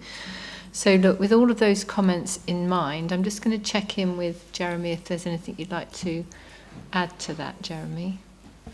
And no, nothing to add, and agree with your comments on Section 8. Thank you. Thanks very much. I'll take that away. Great. Board, you've got a series of actions for us to approve, endorse and note at part 10 of this report. I'm not going to read them all out, but can I ask that the board approves, endorses and notes accordingly the recommendations before us? Great. Thanks very much indeed, and thank you for that conversation, colleagues. It was very important to be had. Moving on, let's move on to the performance and finance part of our agenda. And I'm going to invite Gary and Lynn's to present the performance and finance reports, the IQPR, and obviously Lynn's chair's report. Thank you, Chair, and I'll be brief. Just want to highlight a couple of areas. I'll take the report as read. Just want to highlight a couple of areas, the particular focus, and just some reflections on the current changes we have the opportunity to undertake with the formation of a single ICB going forward. So the first one, just to say, out-of-area placements. We had no out-of-area placements since January. We had no out-of-trust placements until last week. We had 2 leading up to the Easter weekend and 1 over the weekend. They're currently being repatriated back to the organisation. And that was just really a little blip. So we should be back in a position of next week where we're 0 out of trust or out of area. The next phase there, we're now going to start the process of a reviewing and assessing the specialist out of area placements. We've got in excess of 12 or 14 individuals who have been out of area for a significant period of time in specialist placements, and we need to review and see how many of those we can bring back to their locality and where they live. So that'll be the next phase on that one. Area of specific grip and control at the moment is for our targets in crisis, 24-hour face-to-face in crisis, 1 hour in liaison services, and the final one I've added to this one is around field calls on 111 option 2. And they are the 4 areas that we're really focusing on the IMG. We've had variation for a significant period of time across those 4 areas, but the abandoned calls is a new one I brought in from 111. We set an internal trajectory of 70% for the 24 to be seen face-to-face within 24 hours, and we'll more or less hit that by the end of this March. But I put a stretch target in to 100%, which we haven't. My view is it's a quality standard, and if someone needs urgent assessment, then we should be seeing them within 24 hours. So we're just going to have to reset that metric, so we'll get to that position. But again, I was really pleased we got to the 70% in the by the end of March. Some areas I just want to flag, given time pressures. Physical health, we've got real variation. We've got where we've got really well performing metrics in Suffolk, but we haven't in Norfolk, and that's because GPs are commissioned to do some of the physical health checks. We haven't got that in Norfolk. Now we've got 1 ICB. We need to start and have those conversations. Picked it up with Stuart, and we'll have those conversations about levelling up, and it's always got to be levelling up, in my view, not levelling down. Same with waiting times. We've got a variation of 18 weeks and 15 weeks because of historical contracting arrangements. We need to have a standard position of 18 weeks, which is a national standard, so we can properly manage that going forward. Perinatal is the same. We've got a gold standard in Norfolk, and we haven't got a gold standard in Suffolk, as we'll describe it. But again, we need to level up that discrepancy we've got around individual postcodes. And then I'll just finish finally, Chair, with some good news. Length of stay has been a bit of a challenge for us. We had a target of reducing down to 22% for those adults in adult wards in PQs who stayed over 60 days. The target was 22, we're now down to 17.5, and in this case, lower is better rather than higher.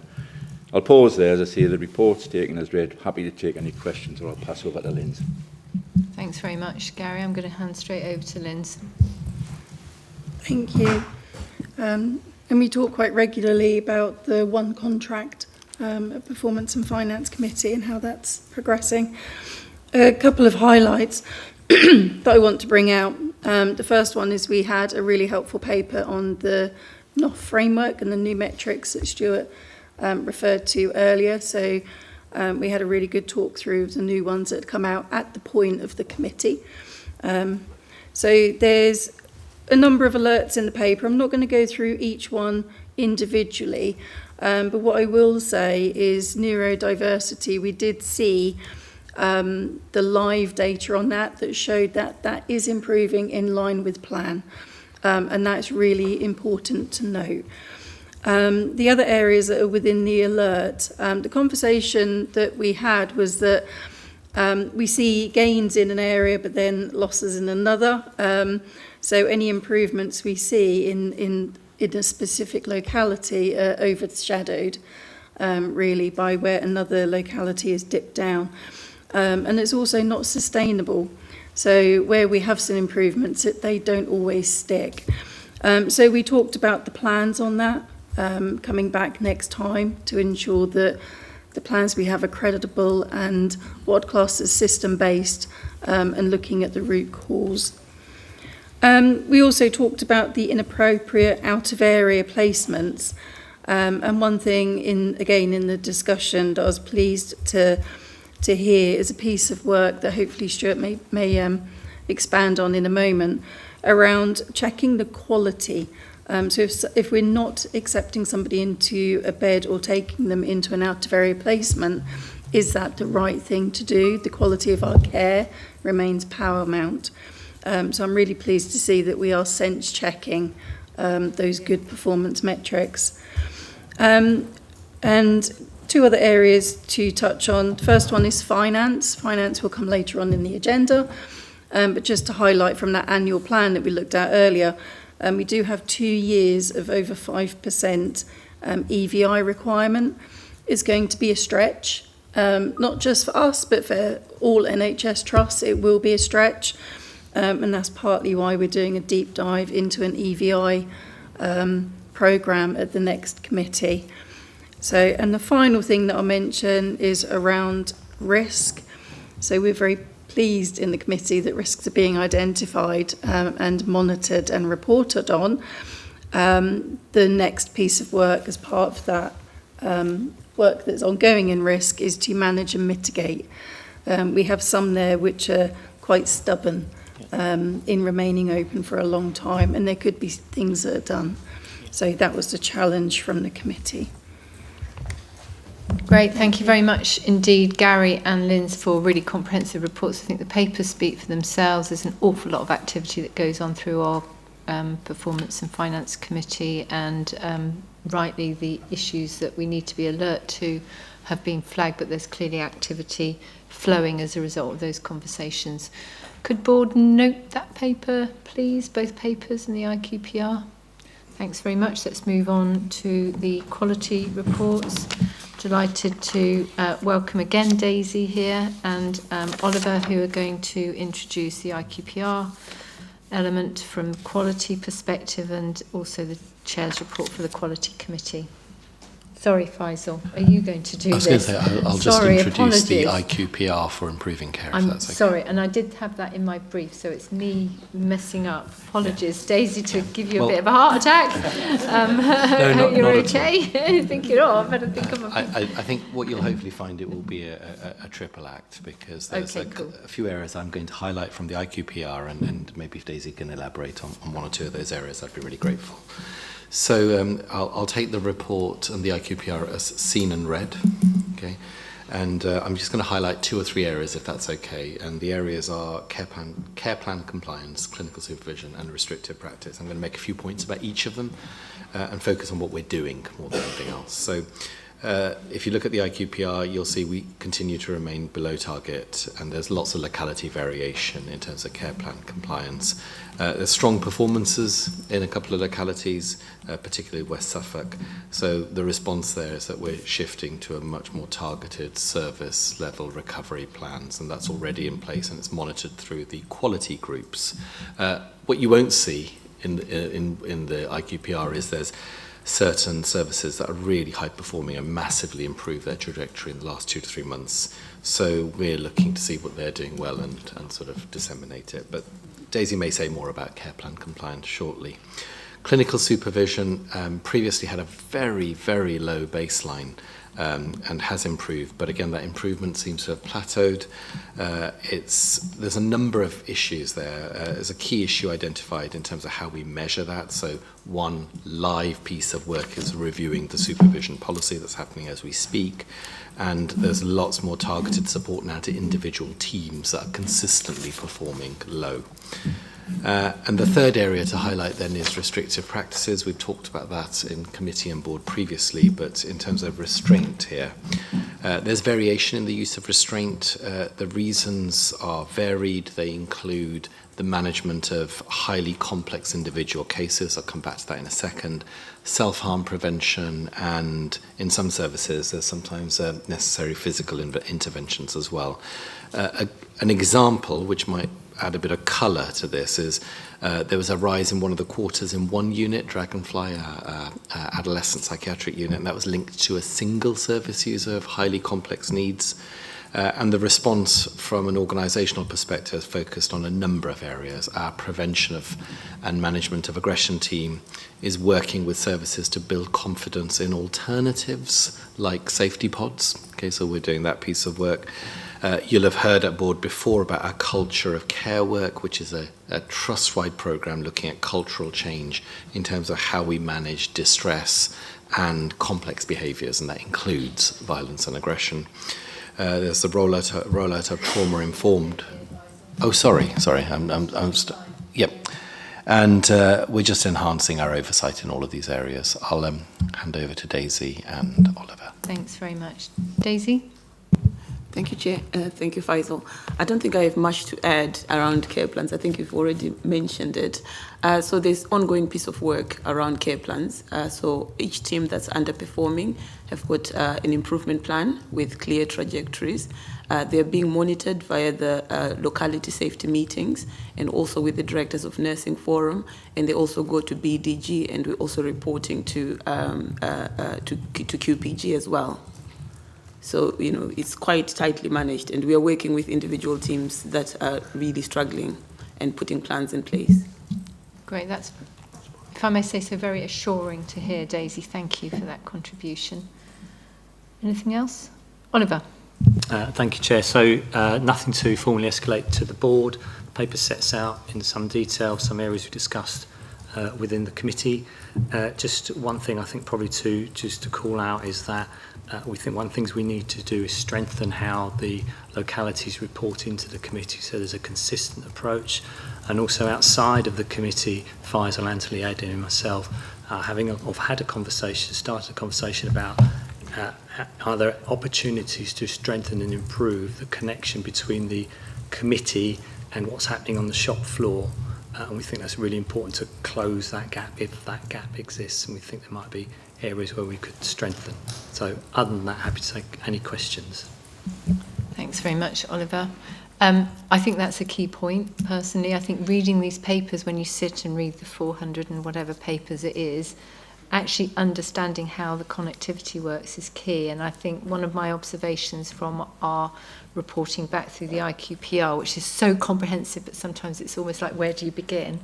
And also the Chair's report, which I think are now becoming really forensic and really well articulated. And thank you to both the Chairs and the execs who enable that. Is could we just somewhere have a narrative that addresses Oliver's point, is how are the committees reviewing what's going on with that kind of linkage between committee, locality to the ward, and could we have a very brief summary, and this is to Tom and Ade really, of the areas that the committee actually considered, because we're now getting our alerts and our assures and our advises in order, but I think the public need to be really clear of all of the areas, the massive amount of areas that the committees consider, which is beyond what's being reported here. And I think that would help us generally in providing assurance. So I'm going to ask Chair's prerogative, can we take an action for that when we're looking at reviewing the standard template for the reporting into board, please? Great. Has anyone got any questions of Oliver? Helen? Just a quick comment. I think care planning has concerned me for quite some time, so I'm pleased to hear that there are much more targeted plans, but I hope that we would start to see improvement quite quickly through that, because it's been quite a long-running theme about underperformance in this area. It's been an ongoing theme, hasn't it, almost, well, for the last 4 or 5 years, certainly since I've been here. So I'm very glad, Faisal, you took time to explain that, and Daisy also came in to explain the sort of the focus that we've got on this. Thank you. Any other? Stuart? Just looking at the report, I do think there's something we need to do to have a look at clinical supervision improvement as well across the board. I think if I look at, it's been pretty static, sitting at around 70%. When you drill down a little bit more into both localities, but both in individual teams, you can see some of the areas that we've got concerns of actually not hitting the mark at all. So I think there's a bit of work we'll probably need to do on that in a deep dive and probably bring that back through the Quality Committee. There's lots of nods. Do we note and take that as an action? Has that already been agreed? Yeah? Yeah. Okay. Lovely. Oliver? Just to give you some confidence, and it sort of points to your comment earlier on, Chair, that so things like that were discussed and are discussed at the committee. It's where do you start and stop in terms of what you bring to the board, just to you know, what's comprehensive enough, if you like. But it's Stuart's point is an important point, and we do discuss it. Yeah. Thank you very much indeed. Yeah, great. Any other thoughts, comments? Can we note both the IQPR and can we note the Chair of the Quality Committee's report, please? Thanks very much. Let's move on to the Safer Staffing report. I know that there's some issues we're going to do in terms of the reporting back of the table that makes red seem bad when it probably isn't quite so bad. Tom, I know that you've picked that up, but is there anything else? I think it can be bad in a different way, so we do need to be highlighting those overstaffing numbers, but just not with the same rag colour. We just need a different colour for that, but that's in hand. Thank you very much. Is there anything you'd like to add to this Safer Staffing report? Yes, thank you. I was going to hand over on this one. I'll take the report as being read. And generally, the registered nurse adults, the registered nurse fill rates are actually within, the recommended standards. And there's rigorous monitoring for that. And where there's variations, we have safeguards in place to check and challenge and make sure that, we are working within safe standards. And we can see that the healthcare support workers, we are consistently working above what's the establishment, and it's mainly due to acuity and observations of patients, and specifically in older adults where they also require additional personal care. But in terms of agency, we also have systems in place to making sure that any unregistered staff workforce that are being booked, they are approved by a director or a senior manager to make sure that we are actually compliant with the new rule. In terms of the Safe Staffing IMG Incident Management Group that was set up, that's rounding off now because we've got a consultation for the registered nurse adults that's about to conclude, and that ties in with the skill mix, the multidisciplinary team mix, skill mix that's being conducted, and that's also coming to an end. And I believe a report is coming in June to board, and I think is it in April to Quality Committee, and in June to board. So that would really help in terms of making sure that we have a stable staff mix to with the right skills and at the right time to deliver safe care within the inpatient wards. But generally, we are compliant, and there's rigorous mechanisms to making sure that we are checking and challenging, and we are working to optimal staffing levels. Thanks, Daisy. And that point you make about the appropriateness of the mix is really important. It almost sort of begs the question of whether or not we need to do some rebaselining of what we consider to be appropriate or not appropriate in the way it's reported back here. So if we could have a look at that offline. Gary. Just really quickly, Chair, in relation to that, around the rebasing, and I know Daisy and Anthony have in place, but part of the recommendations from the National Quality Board was around doing 6-month reviews of establishments, and when they should normally come in. But just on the paper itself, I mean, this is based on something I used when I was a chief nurse and brought it into the organisation. And it's really important that we don't get too fixated on the high numbers, because the high numbers are often because the formula that's normally used is your funded establishment, which is what in your budget, that's your planned your actual will change because of a multitude of reasons. And really the important part I always found was that it's a bit around the narrative. So why have we got such variance? And certainly I think I use blue rather than red, but that's immaterial. It just sends a completely different message around. We know there's a variance, but we also know our business and we understand why we've got that variance. Not for now, but I mean, if we see for the last 4 years that, reporting like this, and there's always variance, it does make you wonder whether or not we've got our baselining in the right position in the first place. I'm not suggesting we kind of reconfigure it all, but I do think it's a valuable question to ask ourselves. But yeah, absolutely. So we're going to change the presentation, but understanding that there's risk behind these figures, Tom, as you rightly remind us, not least the cash and the money, isn't it? Okay, great. Any board contributions to safer staffing? Thank you very much indeed, Daisy, for explaining that so clearly. Let's move on rapidly, please, to... let's note that report. Colin's happy to note it. Let's move on rapidly, please, to the Mental Health Legislation Committee Chair's report. Helen.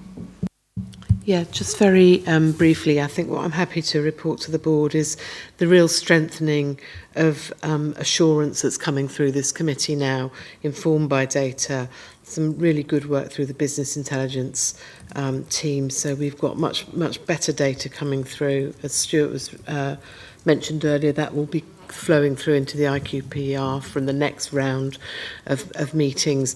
There were no alerts, but I think there are some good areas where we can see sustained improvement now. So we talked about the introduction of a new system, electronic system for recording patients being aware of their rights, which has been historically an area of underperformance.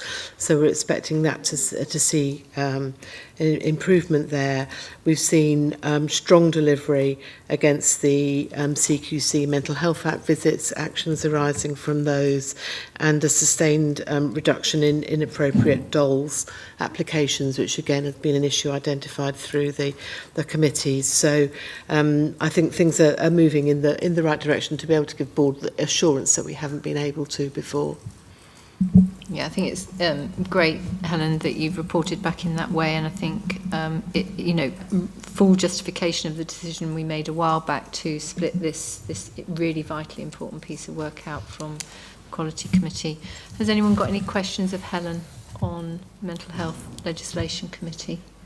No, thank you very much, Helen. Could we note your report, and can we move on to, I'm delighted, didn't formally welcome you earlier on, Roy, but it's absolutely wonderful to have you here, and you are going to let us know the key points, please, from the Service User and Carer Council report and the work that you're doing in that really vitally important area. Over to you, Roy. Yes, thank you, Chair. I think seeing here, I heard a few key words that really stand out to me, and the work that's going on throughout the council, the trust-wide council and the localities, is inclusion, localities, large-scale change, inclusion, race, culture. I think a lot of these words kind of are typified throughout not only the trust-wide council but now into locality councils. I'll just give you a couple of highlights. I'll take the short report as read, but I think from us, this is a report on the meeting from the 17th of February, so a little while ago now. But I think for us, it's very much about communication, upward and downward, making sure that we get the voices of service users and carers very much brought to the table. And I think that's absolutely critical. I would like to report and have it noted that all locality councils have now in fact met. I think some of them maybe more than once, but as you'll probably appreciate, in the same sort of scale that it took the trust-wide council time to sort of embed itself, it's still very much the case with some of the localities. They are certainly looking to include greater diversity, shall we say, with the recruitment and onboarding of new members to these councils.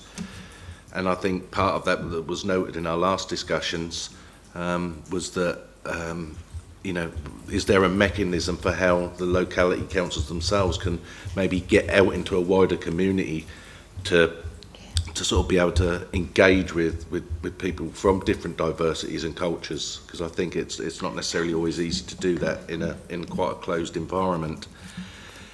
But as far as the reporting back, the Trust-wide Council has now shared a template, if you like, of a information feedback process, requesting that each of the localities feedback 3 of their top priorities or key issues that were discussed within these meetings, of which they have just recently fed back but have not yet been drilled into. So hopefully there may be some more information to come out of those priorities or issues raised for the next report at the next public board. But as I say, the real driver, I think, is to try and improve diversity, because I think, you know, at the moment, you know, certainly it becomes quite apparent.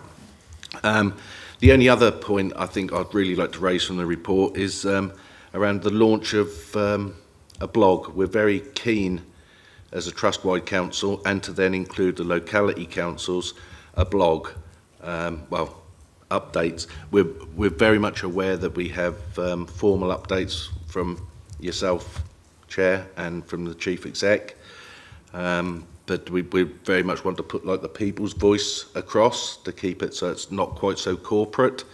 Obviously, we'll be working very closely with Rebecca and the communications team, so we haven't just got this random communication going out.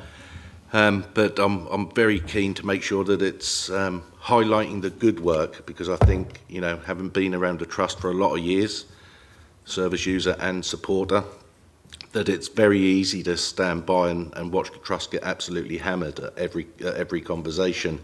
And I think there's an incredible amount of good work that's going on, and will continue to go on, that actually really needs to be captured and put out into the wider community. And I think this is a really great opportunity to do that. And I think, you know, we'll be asking all localities to feed into that as well. So, yes, I think that for me is a really important point going forward. But is that enough for now, Chair? Fantastic, yeah, and I think saw lots of nods around the room when you talked about the blog, Roy. I certainly read your blog with way more interest than I'll read my own. Thank you very much indeed for that. I think that's a great idea, and I'll bring Kath in, but just a question back to you, which I'd like you to answer, Roy, but Kath will kind of come in on the key points that you've made about the great progress that's being made. Is there anything more that you need by way of support, both in terms of the kind of the whole NSFT Service User Carer Council and also the localities? Hold that thought, because I'm going to ask Kath to come in next, and then I'm going to come back to you with that question. Kath. Yes, thank you so much, and thank you, Roy, for everything that you're doing, your leadership. And I think it's important to remember both Roy and Talia as co-chairs are volunteers in the organisation, and how much they give is really impressive and very much appreciated. Also in relation to our directors of nursing who are leading the locality councils, enormous thanks to them. You know, that locality leadership is of vital importance. The blog, I think, is a fantastic idea. There may be parts of our communities that will connect better from the voices of service users and carers. So I think it adds to our offer of communication to our communities. So that's really important. In relation to the diversity ambition in relation to membership of the councils, it's a very white female dominated group, and it's an area of real focus. As Roy said, we discussed it at a recent meeting. One of the things that we are doing is aiming to strengthen the participation and membership, particularly of the locality councils, with groups that already exist across our communities. So a good example of that is that I met with Jane Stevens, the Chief Exec of the Suffolk User Forum. They already have the connections with communities, particularly racialised communities. So instead of us trying hard to start from scratch, actually it's about how we generate the involvement of those organisations that already have those connections and expertise in this area and benefit from that. So that's work that's starting. I recognise Suffolk Youth Forum covers Suffolk, but it's a start in order for us to then look to replicate that across the whole of our geography. But thank you so much to Roy for coming today and for all of your work. I'll echo that. Thanks, Can we Kath. record that in the minutes? Linz? Thank you for your report here today. I just wanted to make a comment about the Governor Forum that we had a couple of weeks ago that I was so lucky to attend. And some of our governors are in the room here today that were there, along with Kath and Addie and Jodie. So what really came through from that is our governors and our service user and carer councils at both locality and trust level have such rich information and insights, and they are just such a catalyst for change and an agent for change. So there's a real recognition in if there's a way that we can get them to come together with some touch points, then I think the words in the room were some magic can happen. So yeah, it was a really good session. It's all about linking up, isn't it, Roy? And I'm really delighted that the 5 localities are now up and running in terms of service user and carer. I think it's really important if we're able to get the 3 key points, I think you said, from each of their meetings, not just being fed into board, but being fed through into the kind of the leadership within the localities, and then tracking and monitoring how that moves forward. So maybe a conversation offline as to how that may happen. Anything else you need from us, Roy? I don't know about need. I think it would be how, from my perspective, I'd like to get younger adults involved at both locality and trust-wide councils. I think it's very common, or from the impression I have, that there's many service users around my kind of age range that are more than happy to kind of come in and say, we want to make a difference. But trying to engage the younger adults, I think, is quite difficult. I don't know if anybody here can help with that. Obviously, we have Participate that kind of were at the award ceremony last year as well. They are hoping to come and contribute to our council. But I'm just very much aware that in the localities, whether there's opportunities to try and engage with younger adults in particular. Yeah, definitely. Kath is saying absolutely 100% we'll take that offline and we'll see how we can kind of mainstream that as well. So it's not a kind of one-off, but that actually we do get that broader representation across our locality councils. Helen? Yeah, I just wonder in response to that whether in a similar way to how Kath was describing using the forum through the Suffolk User Forum, there are other groups who engage with younger people and maybe piggybacking in through those. So I know, for example, Suffolk Health Watch in the past have done quite a lot about young people's mental health, and that may be a way of picking up, because I think they historically are quite a difficult group for us to access for the reasons that you say, Roy. Yeah. Yeah, very much so. And Roy, thank you for that. So we'll take that offline and make sure that we work with you as the co-chair to increase that kind of representation in the ways that we've described. I think I'd also like us to think about, Roy, through you and Talia, how we might encourage some of the locality members of our service user and carer councils to also have an opportunity. What a reward that would be to come to board, but seriously for them to, you know, maybe at some point come together and to talk to us about the kind of the collective finds. I think that'd be really valuable. Roy? Yes, just on that, we are in discussions, or certainly 1 or 2 early discussions have been around how Talia, myself, or other trust-wide council members could in fact help mentor some of the locality council members within the service user carers group, to maybe enable them exactly to come along here, to maybe be in as a representation future, you know, down the line, and you know, come as representatives and stuff to our trust-wide council when they become co-chairs themselves, or whatever chairs. Sounds like you've already got that one, Roy, as ever. Can I just say a huge thank you to you, echoing what Kath has said, for all the work that you're doing with us to make sure that we improve. And thank you for coming today and such a clear and easy to read report too. Great. Let's note that report with the additional comments, shall we? And let's move on now to the finance and audit reports, which I'd like us to do relatively swiftly, please, Jason and Julian. Thank you, Chair. I'll just pull out the key points from the month 11, which is February report. So due to the timing of our reporting and committee, we're actually working through the month 12 full year position as we speak. We are on plan to achieve the break-even position. However, since writing the papers, we have been awarded additional funding from the distribution of the National Deficit Support Fund. That's equating to 1.6 million. So rather than the break-even position that we're forecasting in this paper, we will actually be achieving a 1.6 million surplus. That doesn't mean that we've got additional 1.6 million of revenue expenditure. It just is a cash transaction, so it will help our cash position going forward. But I think we need to highlight that to this board. The achievement of our plan has only been possible following the use of circa £11 million of non-recurrent mitigations.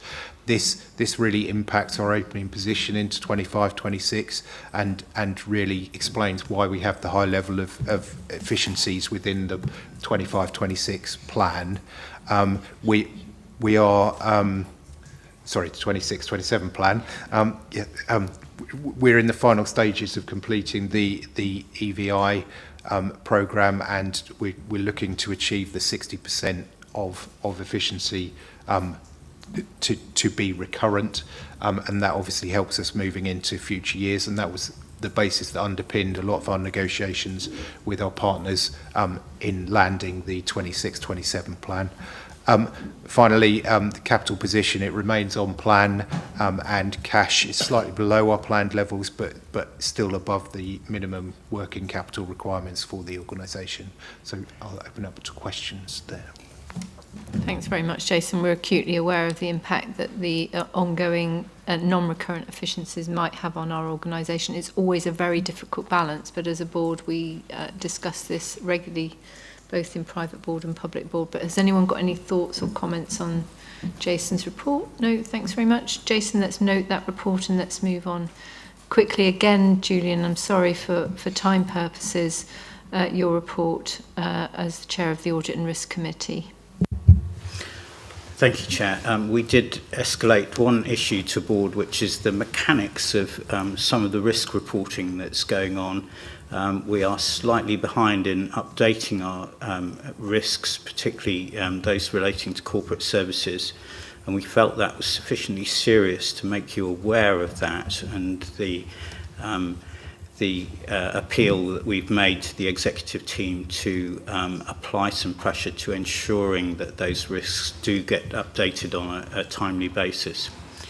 The other issue relating to risk reporting is really in relation to risk trajectories, and it relates to the issue that Lynn's highlighted earlier about risks that sit on the risk register without a clear definition of where they're going to go and for a period of years.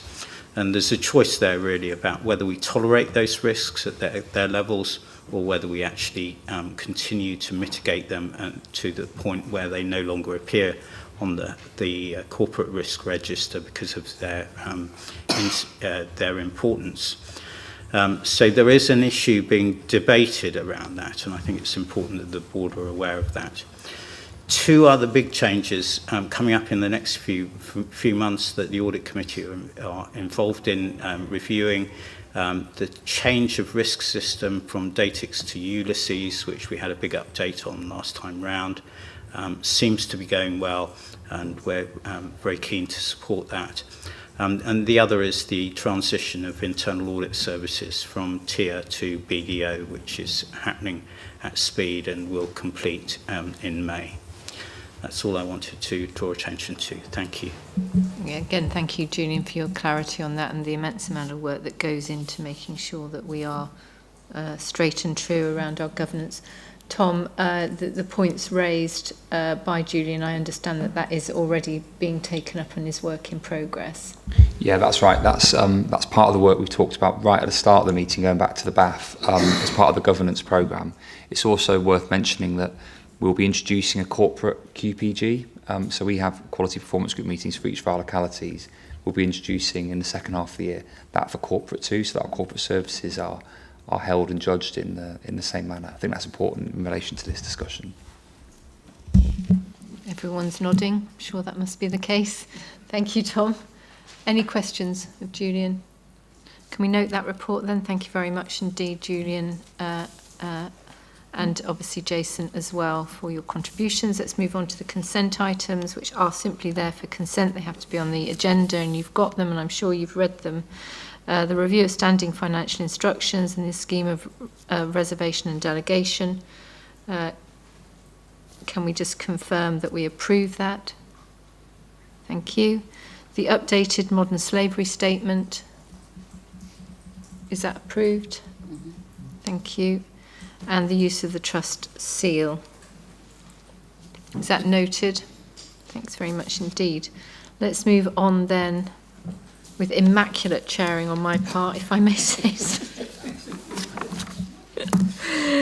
to questions from public on items relating to the agenda. Megan, did we have any notification of questions in advance this time round? I mean, I think that is an issue for us. It used to be when I started chairing board meetings, we did get lots of questions from the public. And I do want to encourage questions to be asked of us. Roy, you are wanting to ask a question? Yeah, thanks, Chair. Something that we actually discussed at our very last Trustwide Council meeting was around the online streaming and the availability for viewers to feedback. Something that maybe we may present and bring to you guys at a later date. Very interested to hear any ideas and good practice as well that you can identify on that. I realise it's it's a kind of it's not a very engaging kind of process at the moment, but let's go away and have a look at that. Thank you very much, Roy. Any questions? Yes, I've got Eric with a.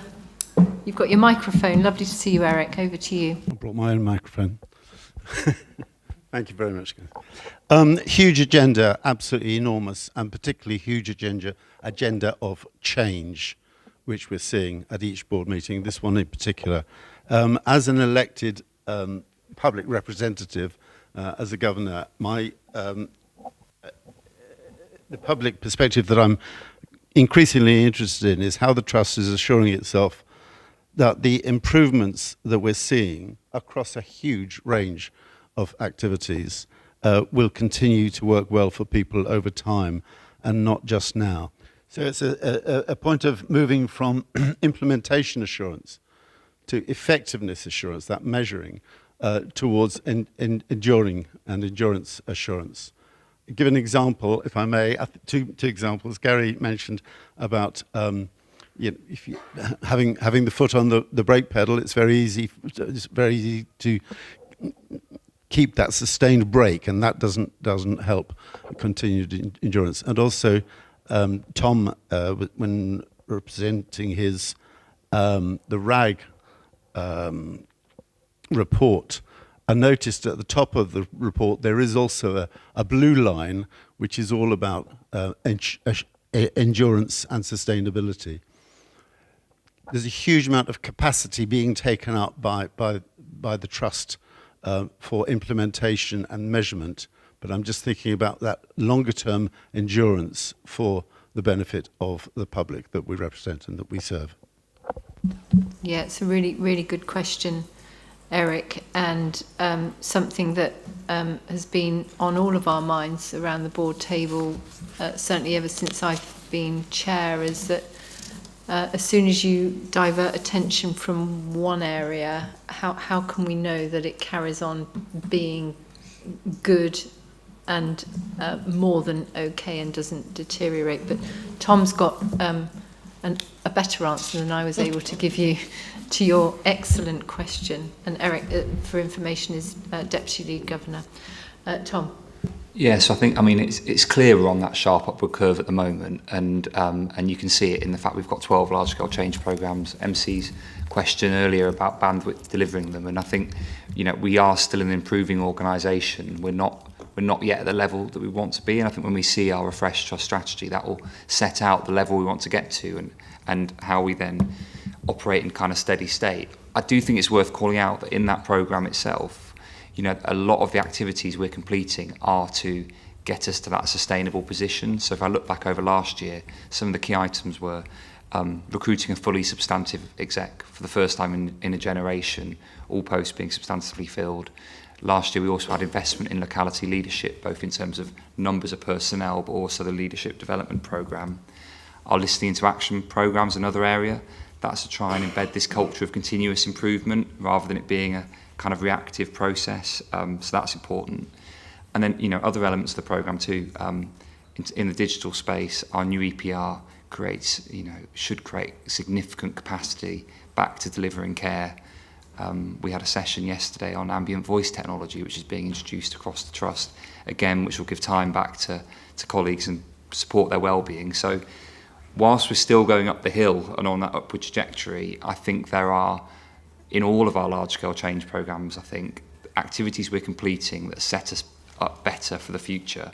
What we're doing now is we're doing both those things at once, so we might not be able to feel it.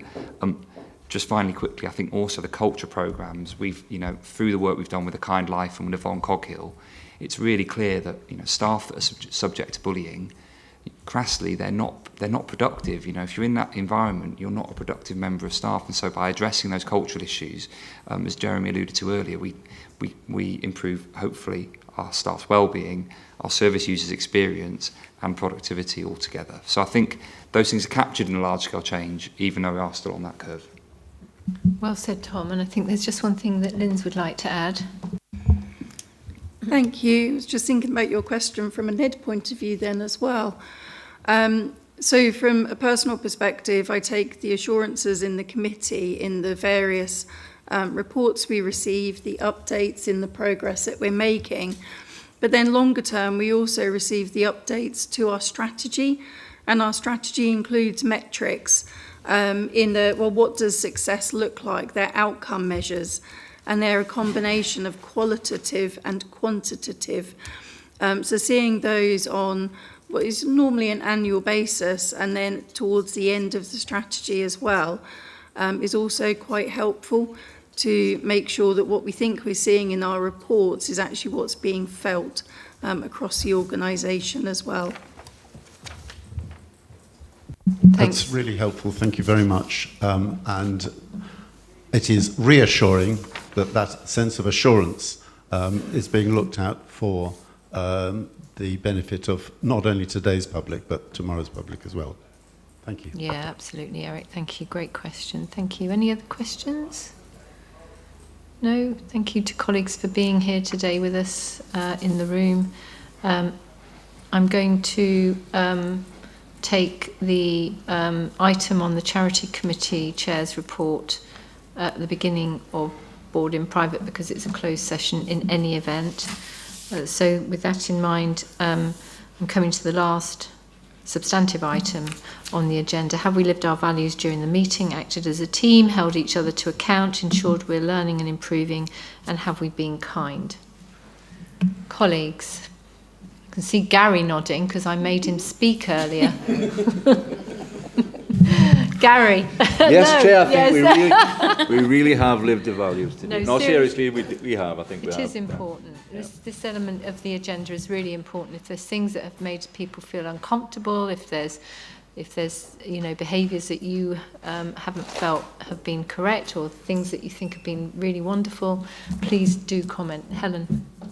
Yeah, I think the staff culture item was really powerful, but also is good evidence that we are continuing to learn and improve. So it wasn't that we did something a year ago, we've come back to it, we've set that we'll come back to it, in another year. So it was really, really important demonstration of that value. Yeah, I think we all got great value out of that, didn't we? And just think in terms of doing that justice, we just almost need larger chunks of time for that. But I'm so glad you felt it was useful, Helen. Oliver? I think it was a really helpful conversation today across many items. I think hearing from our colleagues earlier on about their experiences was incredibly powerful. And I think the conversation around the staff survey was really important and uncomfortable. And it could be me being completely deluded, but I felt there was a real tension in the room because the importance of getting it right. And I think holding that. I've got a dodgy one. So I think holding that tension in the room is really important in terms of, committing us to doing better for the people we serve. So I think it was really helpful. Yeah, I detected that tension as well. I'm really glad that you kind of called it out, because it is an uncomfortable truth. Our staff survey hasn't got better, and I was very conscious in chairing it that I really did not want it to be, well, Jeremy, it's all over to you. I really hope, Jeremy, and I'm not asking for an answer, I really hope it didn't feel too much all on you. And I was really delighted actually by colleagues from both NED and execs coming in and having a conversation about that. We all own this. This is not, one single directorate. It's all part of NSFT's responsibility. I'm happy to be challenged on that. If there's more we can do on that, I'm really happy to take that advice. Anything else? Katie?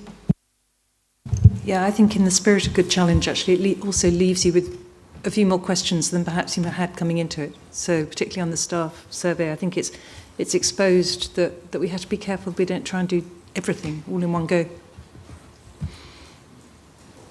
Yeah, I think we've got to be kind to one another, as well as really considerate, and I saw that care and compassion come through on part of all of you to making sure our colleagues who are fundamental to us being able to provide that fantastic service for our service users and carers, that we're not putting too much pressure on everyone all at once and expecting the impossible.